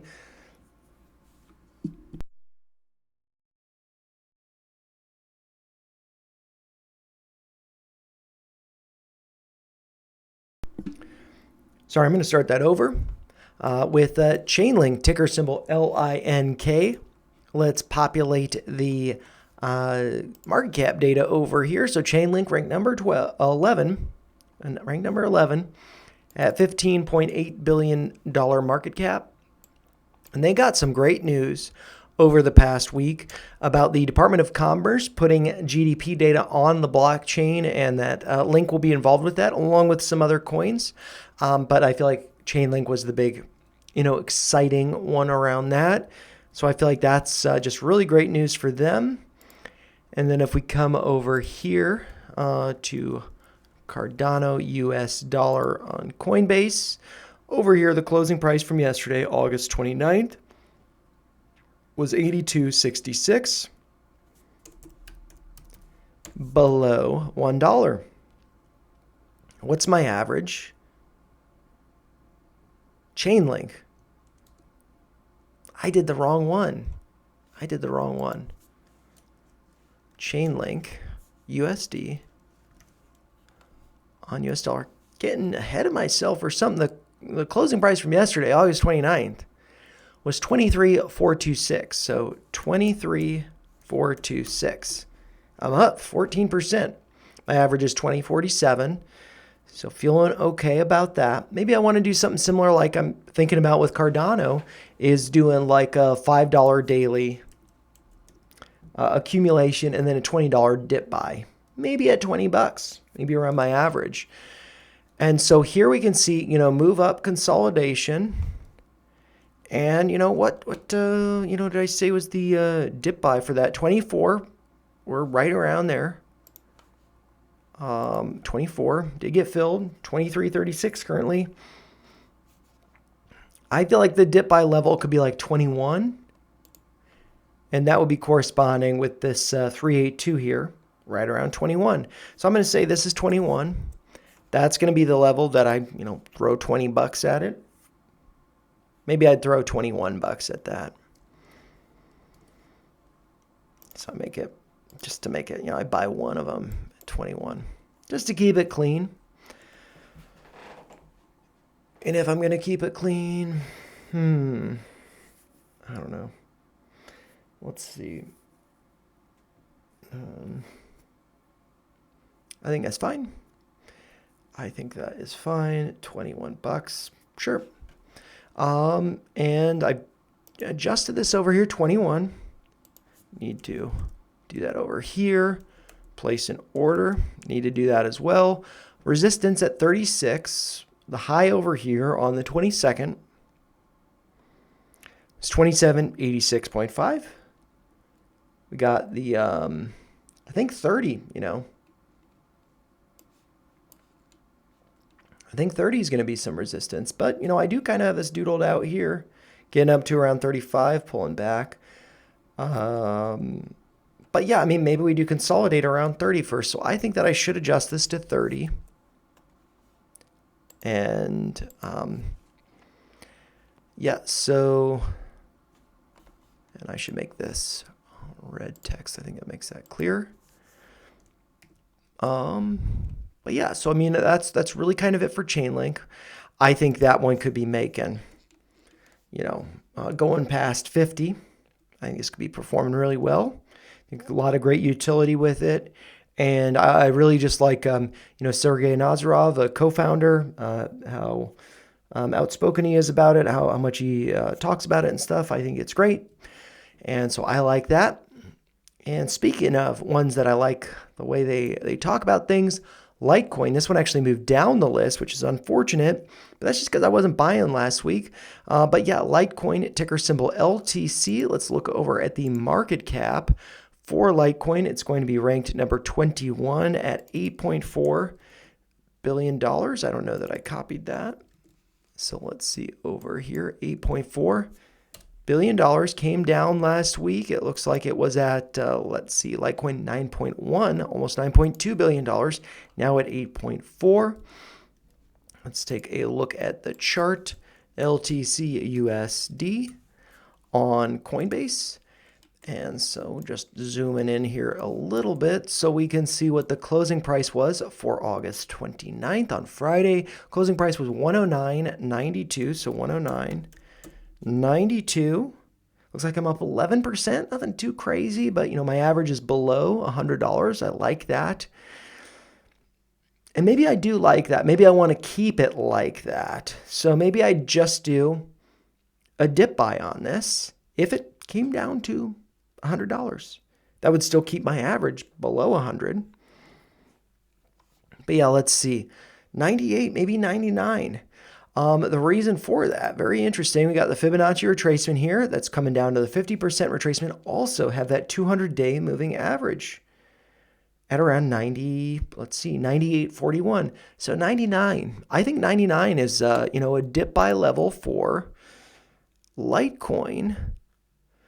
And so I might do 99, but I think I will actually place an order there. And so I need to do it like that. Yeah, and so 99, how much do I want to buy? I mean, like the others, $20 dip buy, you know, I think that's fine. I think a $20 dip buy is great, actually. So I might do that. Feeling good about that. That's, ooh, crap. What am I doing? What am I doing? Getting ahead of myself. 20 bucks. There we go. That's what I want. $20 dip buy on. And actually, you know, what am I doing? I need to do it like this. I'm not going to be dollar cost averaging. I'm going to be dip buying 20 bucks, right around there. And I should note that these are got the zeros there. It's going to be approximate. It might be a little bit more or a little bit less than a $20 dip buy for any of those that are, you know, the dips. But yeah, 20 bucks at 99. I like that. I think it's good. Getting my average down if it comes to it. But if not, I'm cool. Got all these down below that I kind of like to move up, so I'd rather be more aggressive with them. But I also, actually, maybe I want to dial back on these two. I'll have to come back and think about that with those. But yeah, Litecoin, where could I see this going to? So I've got the, you know, dip level here, 99. Got resistance level at 140. Let's look at the chart, see if I still agree with that. I mean, we did get resistance at like 132, 133, right around here. And so the next level, I don't know, maybe. Let's see. This has got me a little bit concerned here.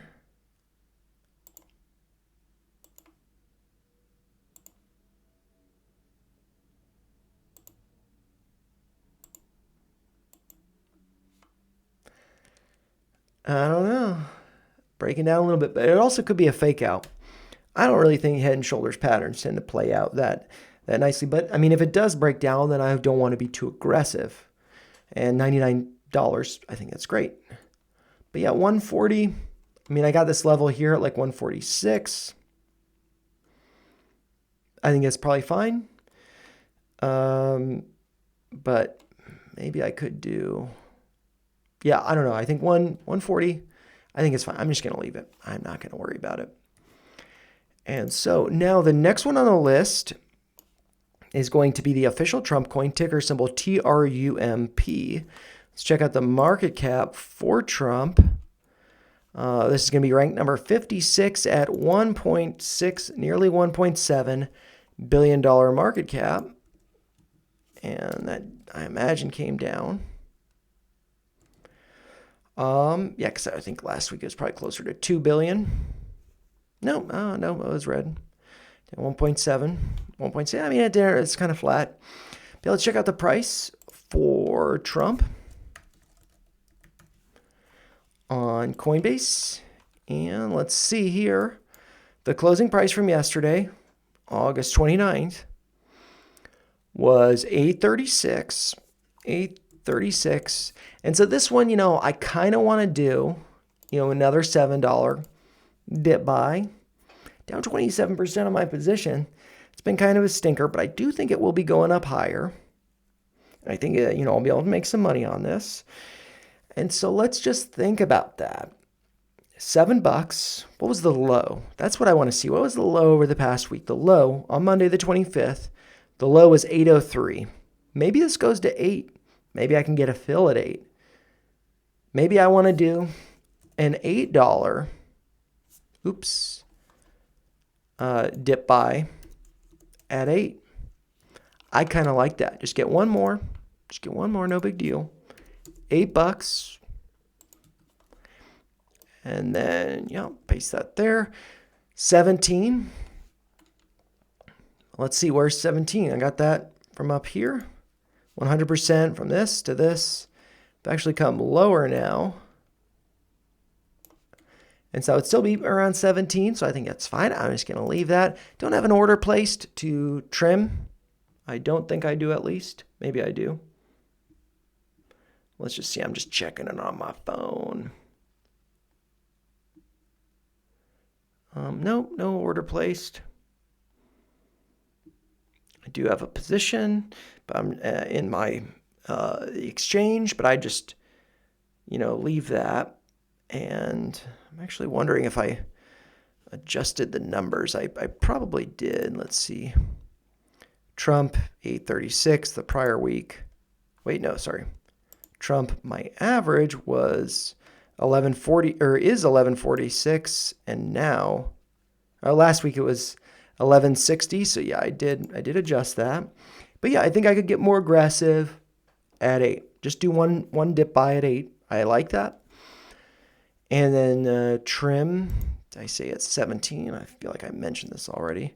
But yeah, I think that's totally cool. Goes up there, can trim some. And yeah, and then so now let's come back over here to look at Pepe, ticker symbol PEPE. Got the market cap. Let's get that data. Pepe ranked number 31.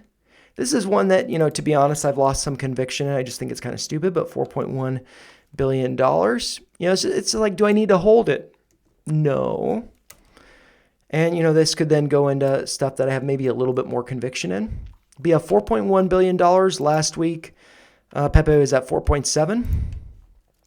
And let's check out the price of Pepe USD on Coinbase. It's over here. The closing price from yesterday, August 29th, was 5 zeros, 978. So 5 zeros, 1, 2, 3, 4, 5, 9, 7, 8. And yeah, so what was the dip level that I was thinking about? Like less than 4 zeros and a 1. And, you know, maybe what I could do for Pepe, down 32%, dang. But I mean, this is getting close to that level, the 618 there, 9.48. But I don't know how they get a fill there. It's currently trading sub 4 zeros and a 1. It becomes a little bit lower. So maybe I want to do like 9.5. And I could do a dip buy. You know, it's always going to be, you know, tons of them. So I can just leave it at 7. I'm fine with that. I was thinking maybe I'd do 9.5, but nah, I'll just do it over here. Make that a 0.95. That's all the way to the end there. And so I'll place an order for that. And over here, let's see, the resistance level at 4 zeros and a 1.9. Do I still think that? Really, I mean, I have this drawn out at 4 zeros and a 1.65. So why would I do it up there if I think it'd be resist there, come back? So maybe I want to adjust that to 4 zeros and 1.6, and then maybe I want to more aggressively trim out because this is, you know, higher up on the list, and I'd want to make that 4 zeros and a 1.6. I could make it 1.65, but yeah, I guess maybe 4 zeros and a 1.65. I'll just do 1.6 because it's like 1.6. Need to adjust that. But like, what's my average? 4 zeros and a 1.4. Just to take the risk off the table. Yeah, I think 1.6, and you know, I've got an alert, and then maybe it goes to 1.65 or 1.7. Then it's like, okay, yeah, then, you know, trim out more aggressively, you know. So I think that makes sense there. And now we're starting to get into some that I want to add more aggressively to. And so that one is going to be, the next one on the list is going to be Aave, ticker symbol AAVE. And so let's check out the market cap for Aave, ranked number 28, $4.8 billion market cap. And so over here, that did come down over the past week. It was at 5.4. Now it's at $4.8 billion. And so let's check out the price for Aave USD on Coinbase. And so the closing price from yesterday on the 29th was $319.12. So $319.12 came down, still up 18% on my position. But I think this one can get more aggressive. And this is where, you know, maybe I want to cool off on these. Because maybe I want to do something like that with the ones down here. Get them up a little bit more. And so I need to think about that, though. I need to think about that. Aave. What was the level that it hit over the past week? 320. And so it's trading below that right now, 316.66. Let's see this retracement. It's up to there, so that's good. Currently trading around the 236, around 320, but this could be coming down to here, around 295. See, there's you know, some support here with this consolidations here. 295 dip buy. I'm intrigued by that. Also would correspond potentially with respecting this uptrend. Maybe we break below that uptrend and come down to like 280. Maybe next week or next Crypto Corner Stackers when I want to address that. But that's like 280. But yeah, like 295. I think 295 could be the level that I'd want to consider doing, you know, a more aggressive you know, attack, you know, at 295. So let's see over here, 295. Make that yellow, and you know, so I'm going to be placing orders there. So this 295, $5 dip buy, $5 daily buys. So maybe I want to dial these back, because then that's 35 bucks over the course of the week. So yeah, I mean, I think that I'm just going to do this. Make this one 21, because I want these other ones to catch up. And while it's not necessarily Aave, but also XRP and Avalanche, I think that there's some utility there. I think that there's some a thesis. I think there's a narrative. And so I'd like to be more aggressive with those. So I'll be less aggressive with Link, Cardano, Litecoin. I think that's fine. I think it's reasonable. Aave, I want to be more aggressive with. I want to move it up. And still, that's not even going to be up here. So, yeah. But I think that that's something that I can manage. And then if I do sell a bunch of Ethereum Classic, then maybe I reevaluate this. So maybe I will be changing this. And it will look a little bit different next week. But maybe I don't trim the Ethereum Classic. Sorry, my stomach's making some noise. And so, you know, I need to factor that maybe I won't have that cash on the side. And so Aave, yeah, I mean, what did I say? 295? I like that. I think that's good. To the upside, what's this resistance? 460? I think that there's probably resistance lower than that. Yeah, 460 up here. I mean, it is kind of playing out what I have drawn here, but it did test that level of 383, 380. I didn't act. That's fine. But I had called out that level, and I think that's good. And so the next level that I would call out is 460. I don't plan on trimming there, but I have that marked. I'm going to leave it alone. I think that's good. And so the next one on the list, going to be kind of similar to Ethereum Classic, in all honesty, is Uniswap. Ticker symbol UNI. And so I'll kind of give a breakdown of why I kind of want to trim a little bit more aggressively with this, just to, you know, kind of be balancing the portfolio really. But let's first look at the market cap for it. Uniswap ranked number 24, over $6 billion market cap. And so that came down over the past week. It was over 7 billion. Now it's over 6 billion. So kind of a pretty aggressive pullback. But yeah, let's look over here. Uniswap in USD on Coinbase. That is, let's see, what was the closing price from yesterday? On the 29th, the closing price was 963. 963. Wait a second. My stomach, man. 963.1. 963.1. There we go. Okay, so I'm down a little bit on this. I'm down 5%. But what I would like to do is trim out, just like up here. But I would like to trim out about 51 bucks, I think. And then that would put my total holdings to around $100, just to kind of keep it balanced, because it's like, for me, what's the narrative around Uniswap? It's not that bad. You know, I think that there are others like Ethereum Classic that are way worse, but it's not as good as like, you know, for example, XRP or Avalanche. And so I think that this should be lower. It's also, I mean, it's got more utility than, but I think that there's a pretty nice, you know, sentiment around Fartcoin. You might notice that is up on the list because I did buy some, but I'm not on Fartcoin yet. I'm still talking about Uniswap. But yeah, I want to trim, have some cash on the side that can flow into other ones that have better narratives in my view.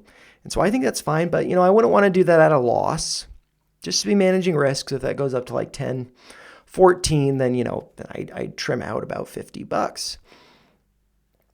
And so Uniswap, though, what are levels to the downside that this could be coming to? So Uniswap came down to 11, broke below it clearly. And so, what's the next level to the downside that it could be coming to? And so I see, 930 right around there. I mean, what was the lows over here? The lows over here were sub 9. So I think like 9 could be that next level that it comes down to. But yeah, 932 is the 382. That's not really much lower. So I would say like $9. And I would not add at 9. I'm not looking to expose more risk to Uniswap. I would just leave what it is. I'm going to adjust that, not going to trim there. Resistance, 18. I see that as being, 18 up here. I could also see it being right around here, 15, 16, something like that. And if we do look at this as being like a big move up here and then pull back consolidation, where might I see that, fib extension taking this to? So maybe up to here. Maybe it comes down to here. Maybe I just come down to here, just being a little bit more conservative with that target. I think, I think it could be, let's see. I don't know. I mean, I think that this could really rip faces off, and $18, 16 to 18. Yeah, so I'll leave that. I think that's totally fine. Alerts, though, I do need to adjust. I don't need to do anything with this. Okay, so I think that that's good for Uniswap. And now we can move on to the next one, which is XRP, ticker symbol XRP. I think this one has a pretty interesting narrative. Personally, I don't really like it, but I think it has a narrative. And so, it's not about me. It's not about anything personal.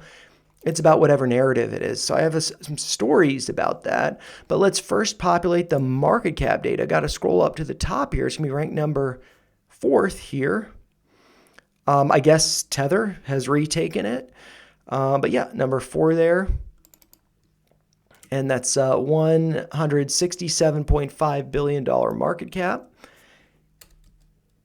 And so that came down over the past week. XRP was at 179, almost 180. Now it's at like 167, almost, 167.5. And then let's check out the price of XRP USD on Coinbase. And, the closing price for yesterday, August 29th, was 281.95. So 281.95. And my level for this was at $3, sub 3. I like it. And so for this one, I want to get to be more aggressive with this. And I kind of want to be more aggressive with this than Aave. And the reason for that, it's kind of like stupid sentiment, but from what I understand, I'm not on TikTok. I just don't like it. It's not my thing. But from what I understand, a lot of people on TikTok are talking about XRP. So there's a lot of retail interest in XRP.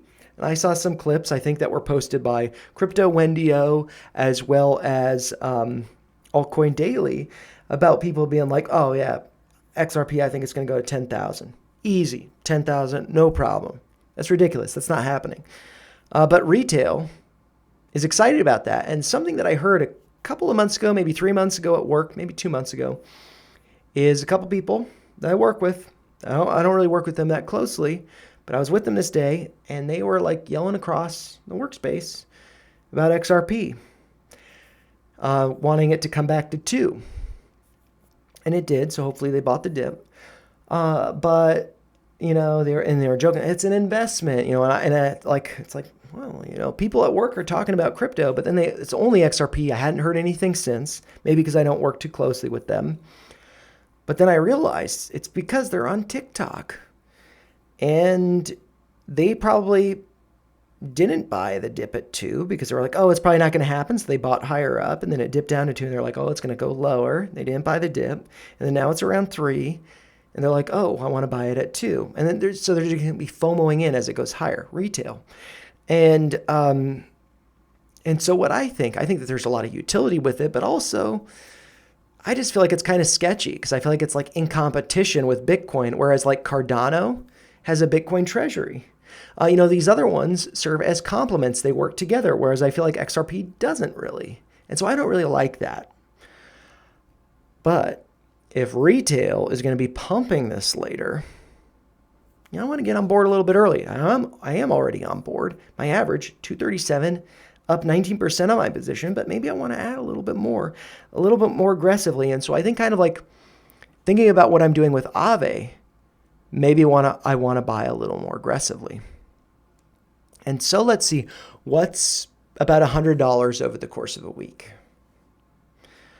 Or maybe, because it's below 3, maybe I want to buy a little more aggressively. It is down on the list. Maybe I want to do a $100 dip buy. It's below,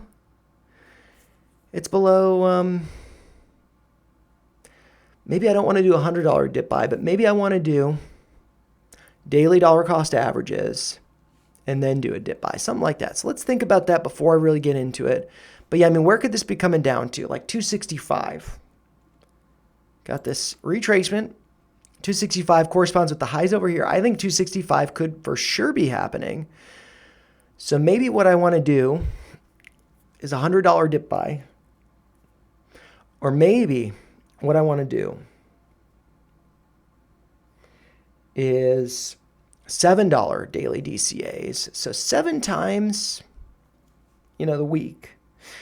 $7 daily DCAs is $49 for XRP. And then, so maybe I want to do $7 daily DCAs, $49. And then maybe to balance that with a $50 dip buy. Or maybe $51 dip buy. I'll do that.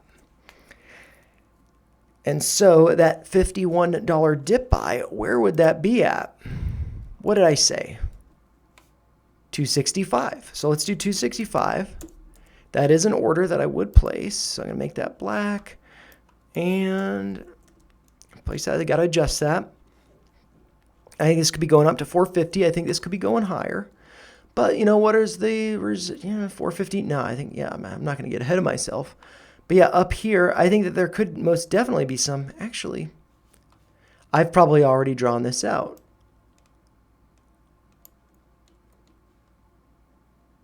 Well, maybe not. But yeah, let's see. Let's do a fib retracement from the low here.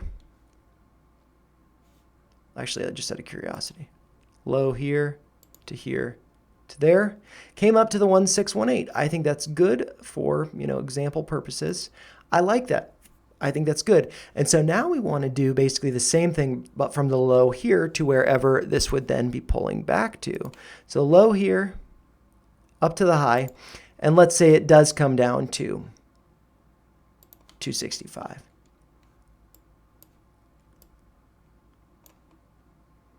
$450, $440, I think that's good. I like it. So I am going to leave that alone. But yeah, I need to get more aggressive with XRP because I think that it will be going from Bitcoin, ETH, SOL, alts, and XRP.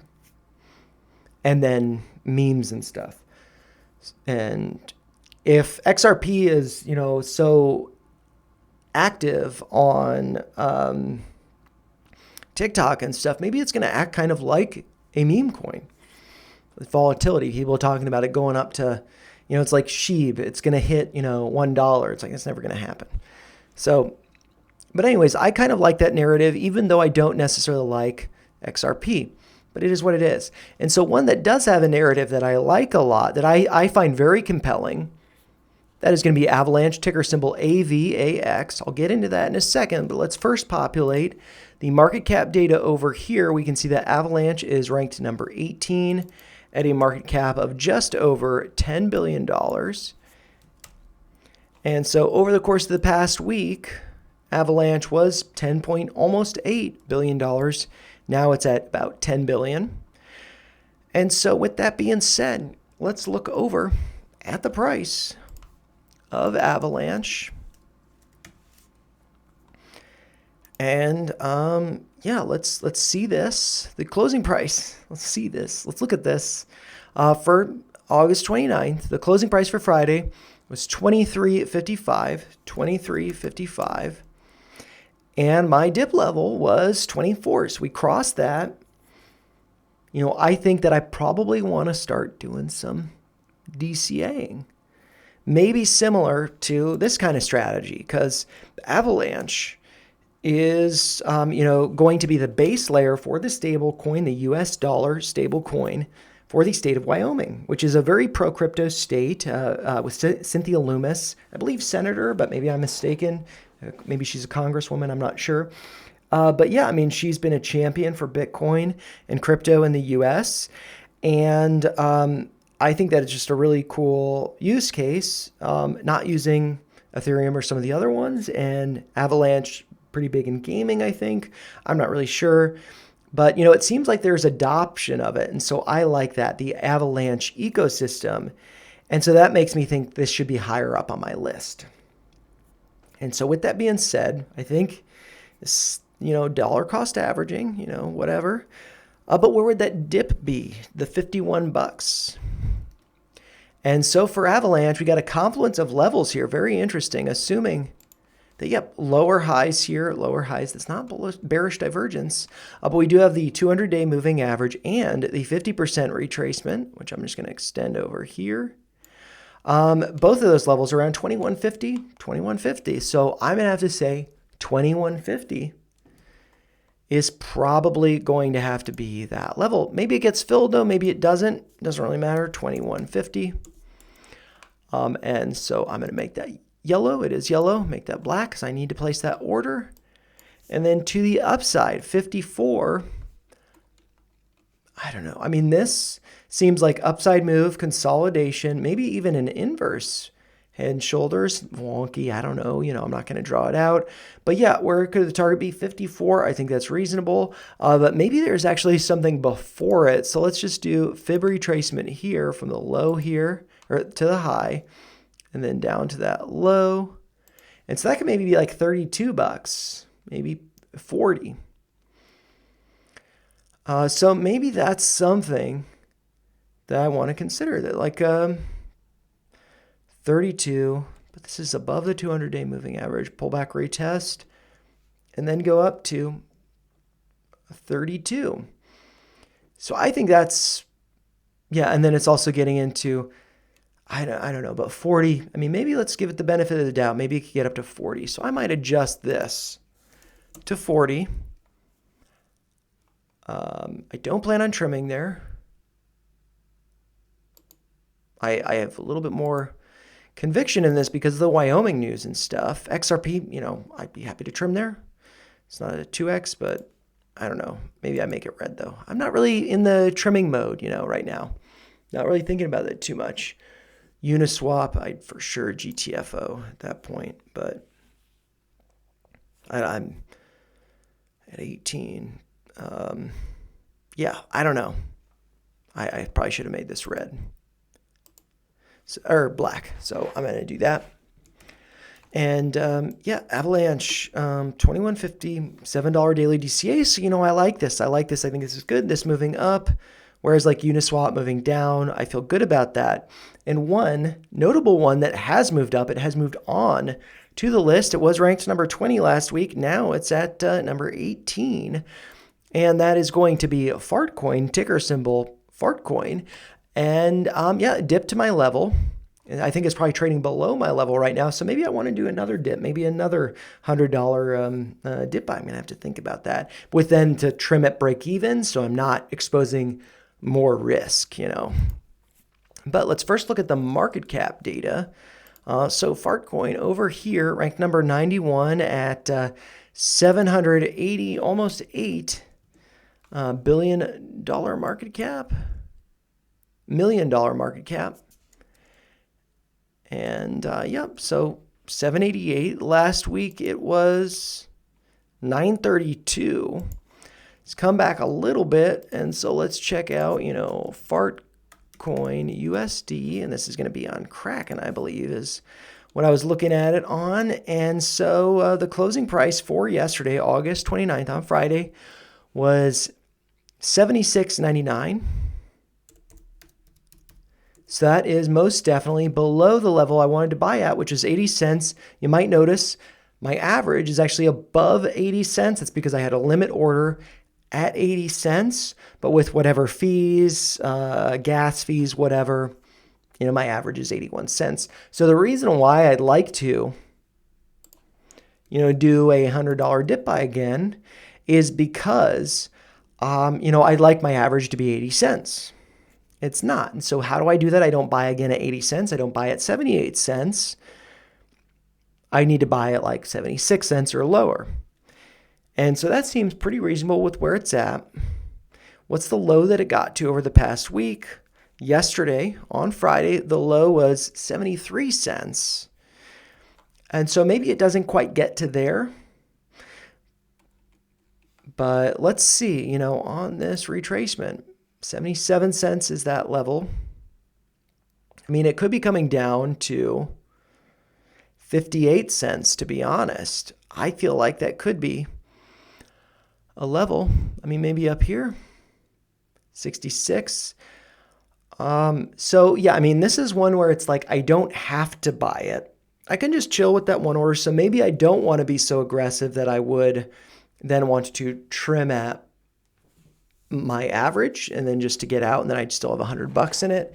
Maybe I'd actually want to wait for a technical level. And so a technical level that stands out to me, it's kind of like we got this inverse head and shoulders pattern. And so the level going across from there is going to be, let's see, I'll just do, something like this. It's just like right over here. And I'm just going to push that shift key, get it horizontal. Oh, it's around 59 cents. So, yeah, I mean, the high over here, 67, 69. 69, I kind of like that, but maybe I could get my average to be 69. Maybe, though, I want to have fun. Well, what was the high over here? The high was 68 cents. So maybe I don't get a fill at 68 cents. And maybe I just want to, do that. The high is 68 cents. I'm going to adjust that. So it's exactly 68 cents. And I'm going to lock that into place. I think that's one that, a level I want to have some fun with. So not 68, 69. And so for Fartcoin, 69 cents. Gotta have fun with it. If we're not having fun, we're not doing it right. And so I'm going to move that down, place an order there, just gotta have some fun. All right. And then so before I get on to the next one, I guess I should mention just having fun, $4.20. That'd be a fun price target for Fartcoin. But yeah, let's dip down to 69 cents. But anyways, let's go on to the next one, which is going to be Stellar Lumens XLM. This is one that I kind of, want to just trim out of my position at, but I'm not. I'm just going to chill because I have less than $100 invested in it. So it's not really that big of a deal. But yeah, I mean, I don't really know too much about XLM. I don't really follow too much of the stuff. I did start to follow all these accounts on X now, so I'll learn more about them. But yeah, I mean, this is one that, I don't need to buy more of it, even if it does come down super low. Maybe I do want to put an ad level or something. But yeah, let's look at the market cap first before I get on to too much rambling. Stellar is ranked at number 15, about $11.2 billion almost. So let's see over here. A little bit less than 11.2, came down last week, was at almost 13 billion. Now it's at just above 11 billion. And so the current price of XLM USD on Coinbase, not the current price, the closing price from, let's see, Friday, August 29th was 36.14.94. So 36.14.94, is that what I said? 36.14.94. Wow, okay. And I'm down 1% on it, so effectively at break even. So this makes me think, yeah, I mean, maybe I should just GTFO at break even, and then I can like buy back later. And so maybe that's actually, but maybe that's like a bottom signal, you know? And so I think I got 91 bucks in it, to be honest. And so maybe that makes me think I should do like a $9 dip buy, maybe if it comes down lower. And so the 618 from here is at, I'm just going to extend this forward so we can see it a little better. I'm going to sneeze.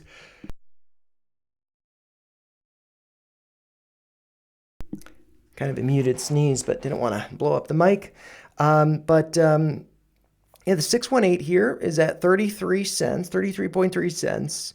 The 200-day moving average is at 31.2 cents, basically. And so maybe I want to do a dip buy, $9 at the 618, so at 33 cents, or just below it technically. So 33 cents, $9, $9 dip buy.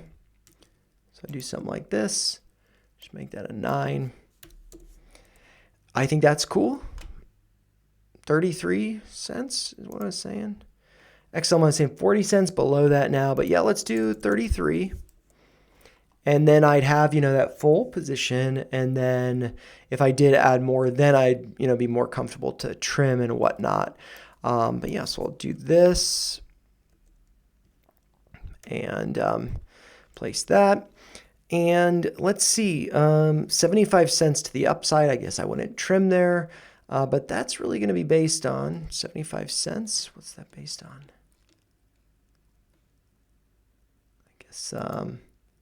This fib extension coming down to here, but really I could probably do, one that would go from like, I don't know, the low following this pullback, the low here up to here,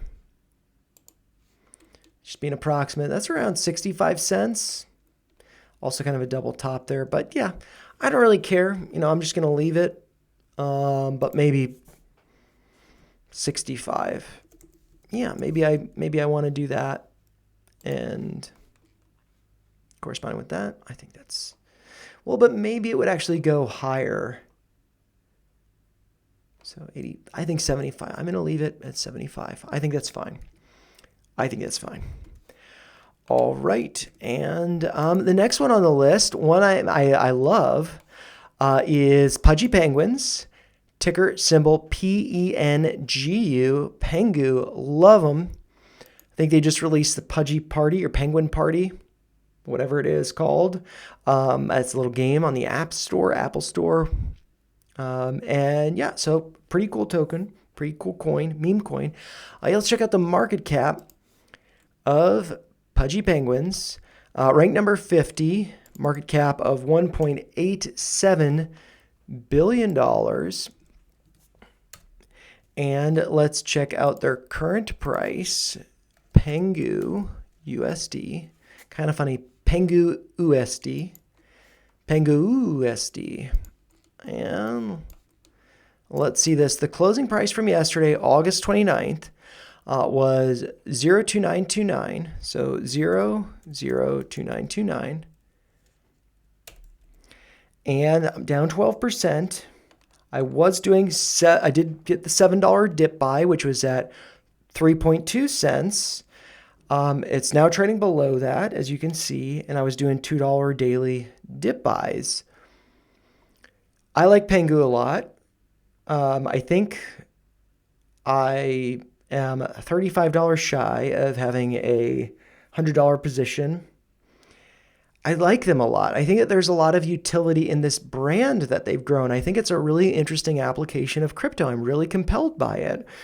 So what I might do is rather than a $7 dip buy, I might do a $35 dip buy to get my, position up to $100, and then do $2 daily dip buys. I think it's fine when it's low. And so I might just do it like that. And I'd probably just do that $35 dip buy at, you can probably guess the number, just 3 cents. Just 3 cents, it's easy. It's below my average. And I, to be honest, should have just been waiting to buy $100 worth at 3 cents. I didn't do that. That's fine. Because you're never going to predict the bottom exactly. And so that's also why I want to be continuing to dollar cost average $2 a day. No big deal. And price target still $5. I'm not going to update on that analysis. It's really just, sorry, not $5, 5 cents. That's just the fib extension over here. Like if it were to come down to the 786. But if it doesn't, then this just moves up. That target moves up. So I think 5 cents is totally reasonable in this downtrend. And I might just delete this. No, maybe I just bring it down to here like that. Yep. So, but yeah, I could just, limit buy some at 3 cents. So I like that. I like PENGU. I think it's super fun, super cute, super great brand. So I like them. And that's pretty simple, pretty basic, no big deal there. And then the next one on my list, kind of thinking about how I want to maybe trim out of, eventually maybe exit my Ethereum Classic position, maybe exit my XLM and or Uniswap positions, is one that I'm really intrigued by, is Arbitrum, ticker symbol ARB, and I'll get into why I would like to have a position on Arbitrum. But first, let's populate the data over here. So the market cap of Arbitrum, which I actually have to add to the list here. So ARB, let's check this out. And let's add this to my watch list. So I might go over here to look at ARB relative to the other coins. So Arbitrum is somewhere on here. I thought I added it. Dang it. Maybe I got to go back. Add to watch list. 20 coins is as far as we can go, buddy. Sign up for. Okay. So, and then this is a good incentive. Maybe I want to just completely exit my whatever, Ethereum Classic position or Uniswap positions. Because yeah, the reason why, I'll get into that in a second, I guess I should say. But let's look at I'm not used to looking at it like this. So market cap, how do I, sorry, I'm fumbling with this a little bit. I just want to have like the list. Arbitrum markets, market cap. So I guess I just copied this number. There we go. Copy that. And I can paste that over here. With that being like that equal, and then divide that by 1 million. And so that's green, but it shouldn't be. I will have to adjust that next week. It's probably red. But yeah, $2.6 billion market cap. And then let's check out the price of Arbitrum. USD on Coinbase. And so this is one I have not charted at all. The closing price from yesterday, August 29th, was at 49.08. 49.08.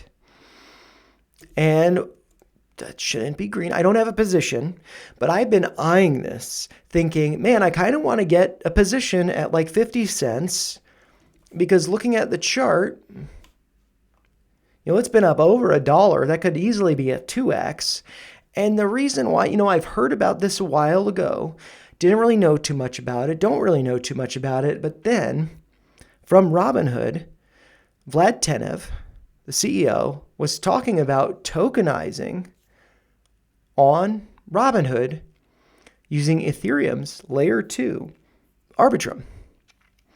Arbitrum was recently listed on Robinhood, and that's kind of what put it on my radar. Maybe I could have gotten it down here, like 26 cents or so. But yeah, 50 cents. I think that there's a 2x potential with this. Maybe I don't want to do a $100 dip buy. Maybe I want to look for some levels that could be acting as some support. We do have the 200-day moving average there at 38.75 cents. If I do a Fibonacci retracement here, going from the lows over here up to the highs, we're right around the 382 currently at about 47.74 cents, or we dipped to that about. And so a low could be like 43. And maybe we, let's see, get down to 38.70, which is around that 200-day moving average. That's a 618. And so maybe what I want to do with this is maybe not just $100 throw money on it. Maybe that's how I want to do it. But maybe I could do like a $41, $51, throw money at it, and then send $7 daily DCA. I think that's kind of a nice strategy because I could definitely see this coming down to 43 cents, 38 cents, and then if my average is below 50 cents, I'd be happy with that. So I'm going to do the same kind of strategy here, I think, with a $51 dip buy. And for me, that $51 dip buy is going to be at 50 cents.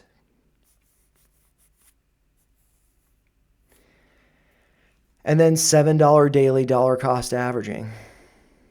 But because I think that this could be coming down to 43 cents.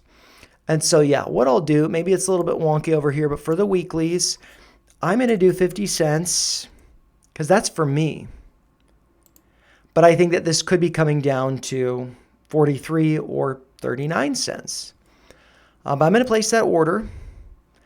And then resistance to the upside, my thought process is really just like $1. Maybe that's over here. No, over here. Around here. Yeah. I'm just thinking $1 psychological level.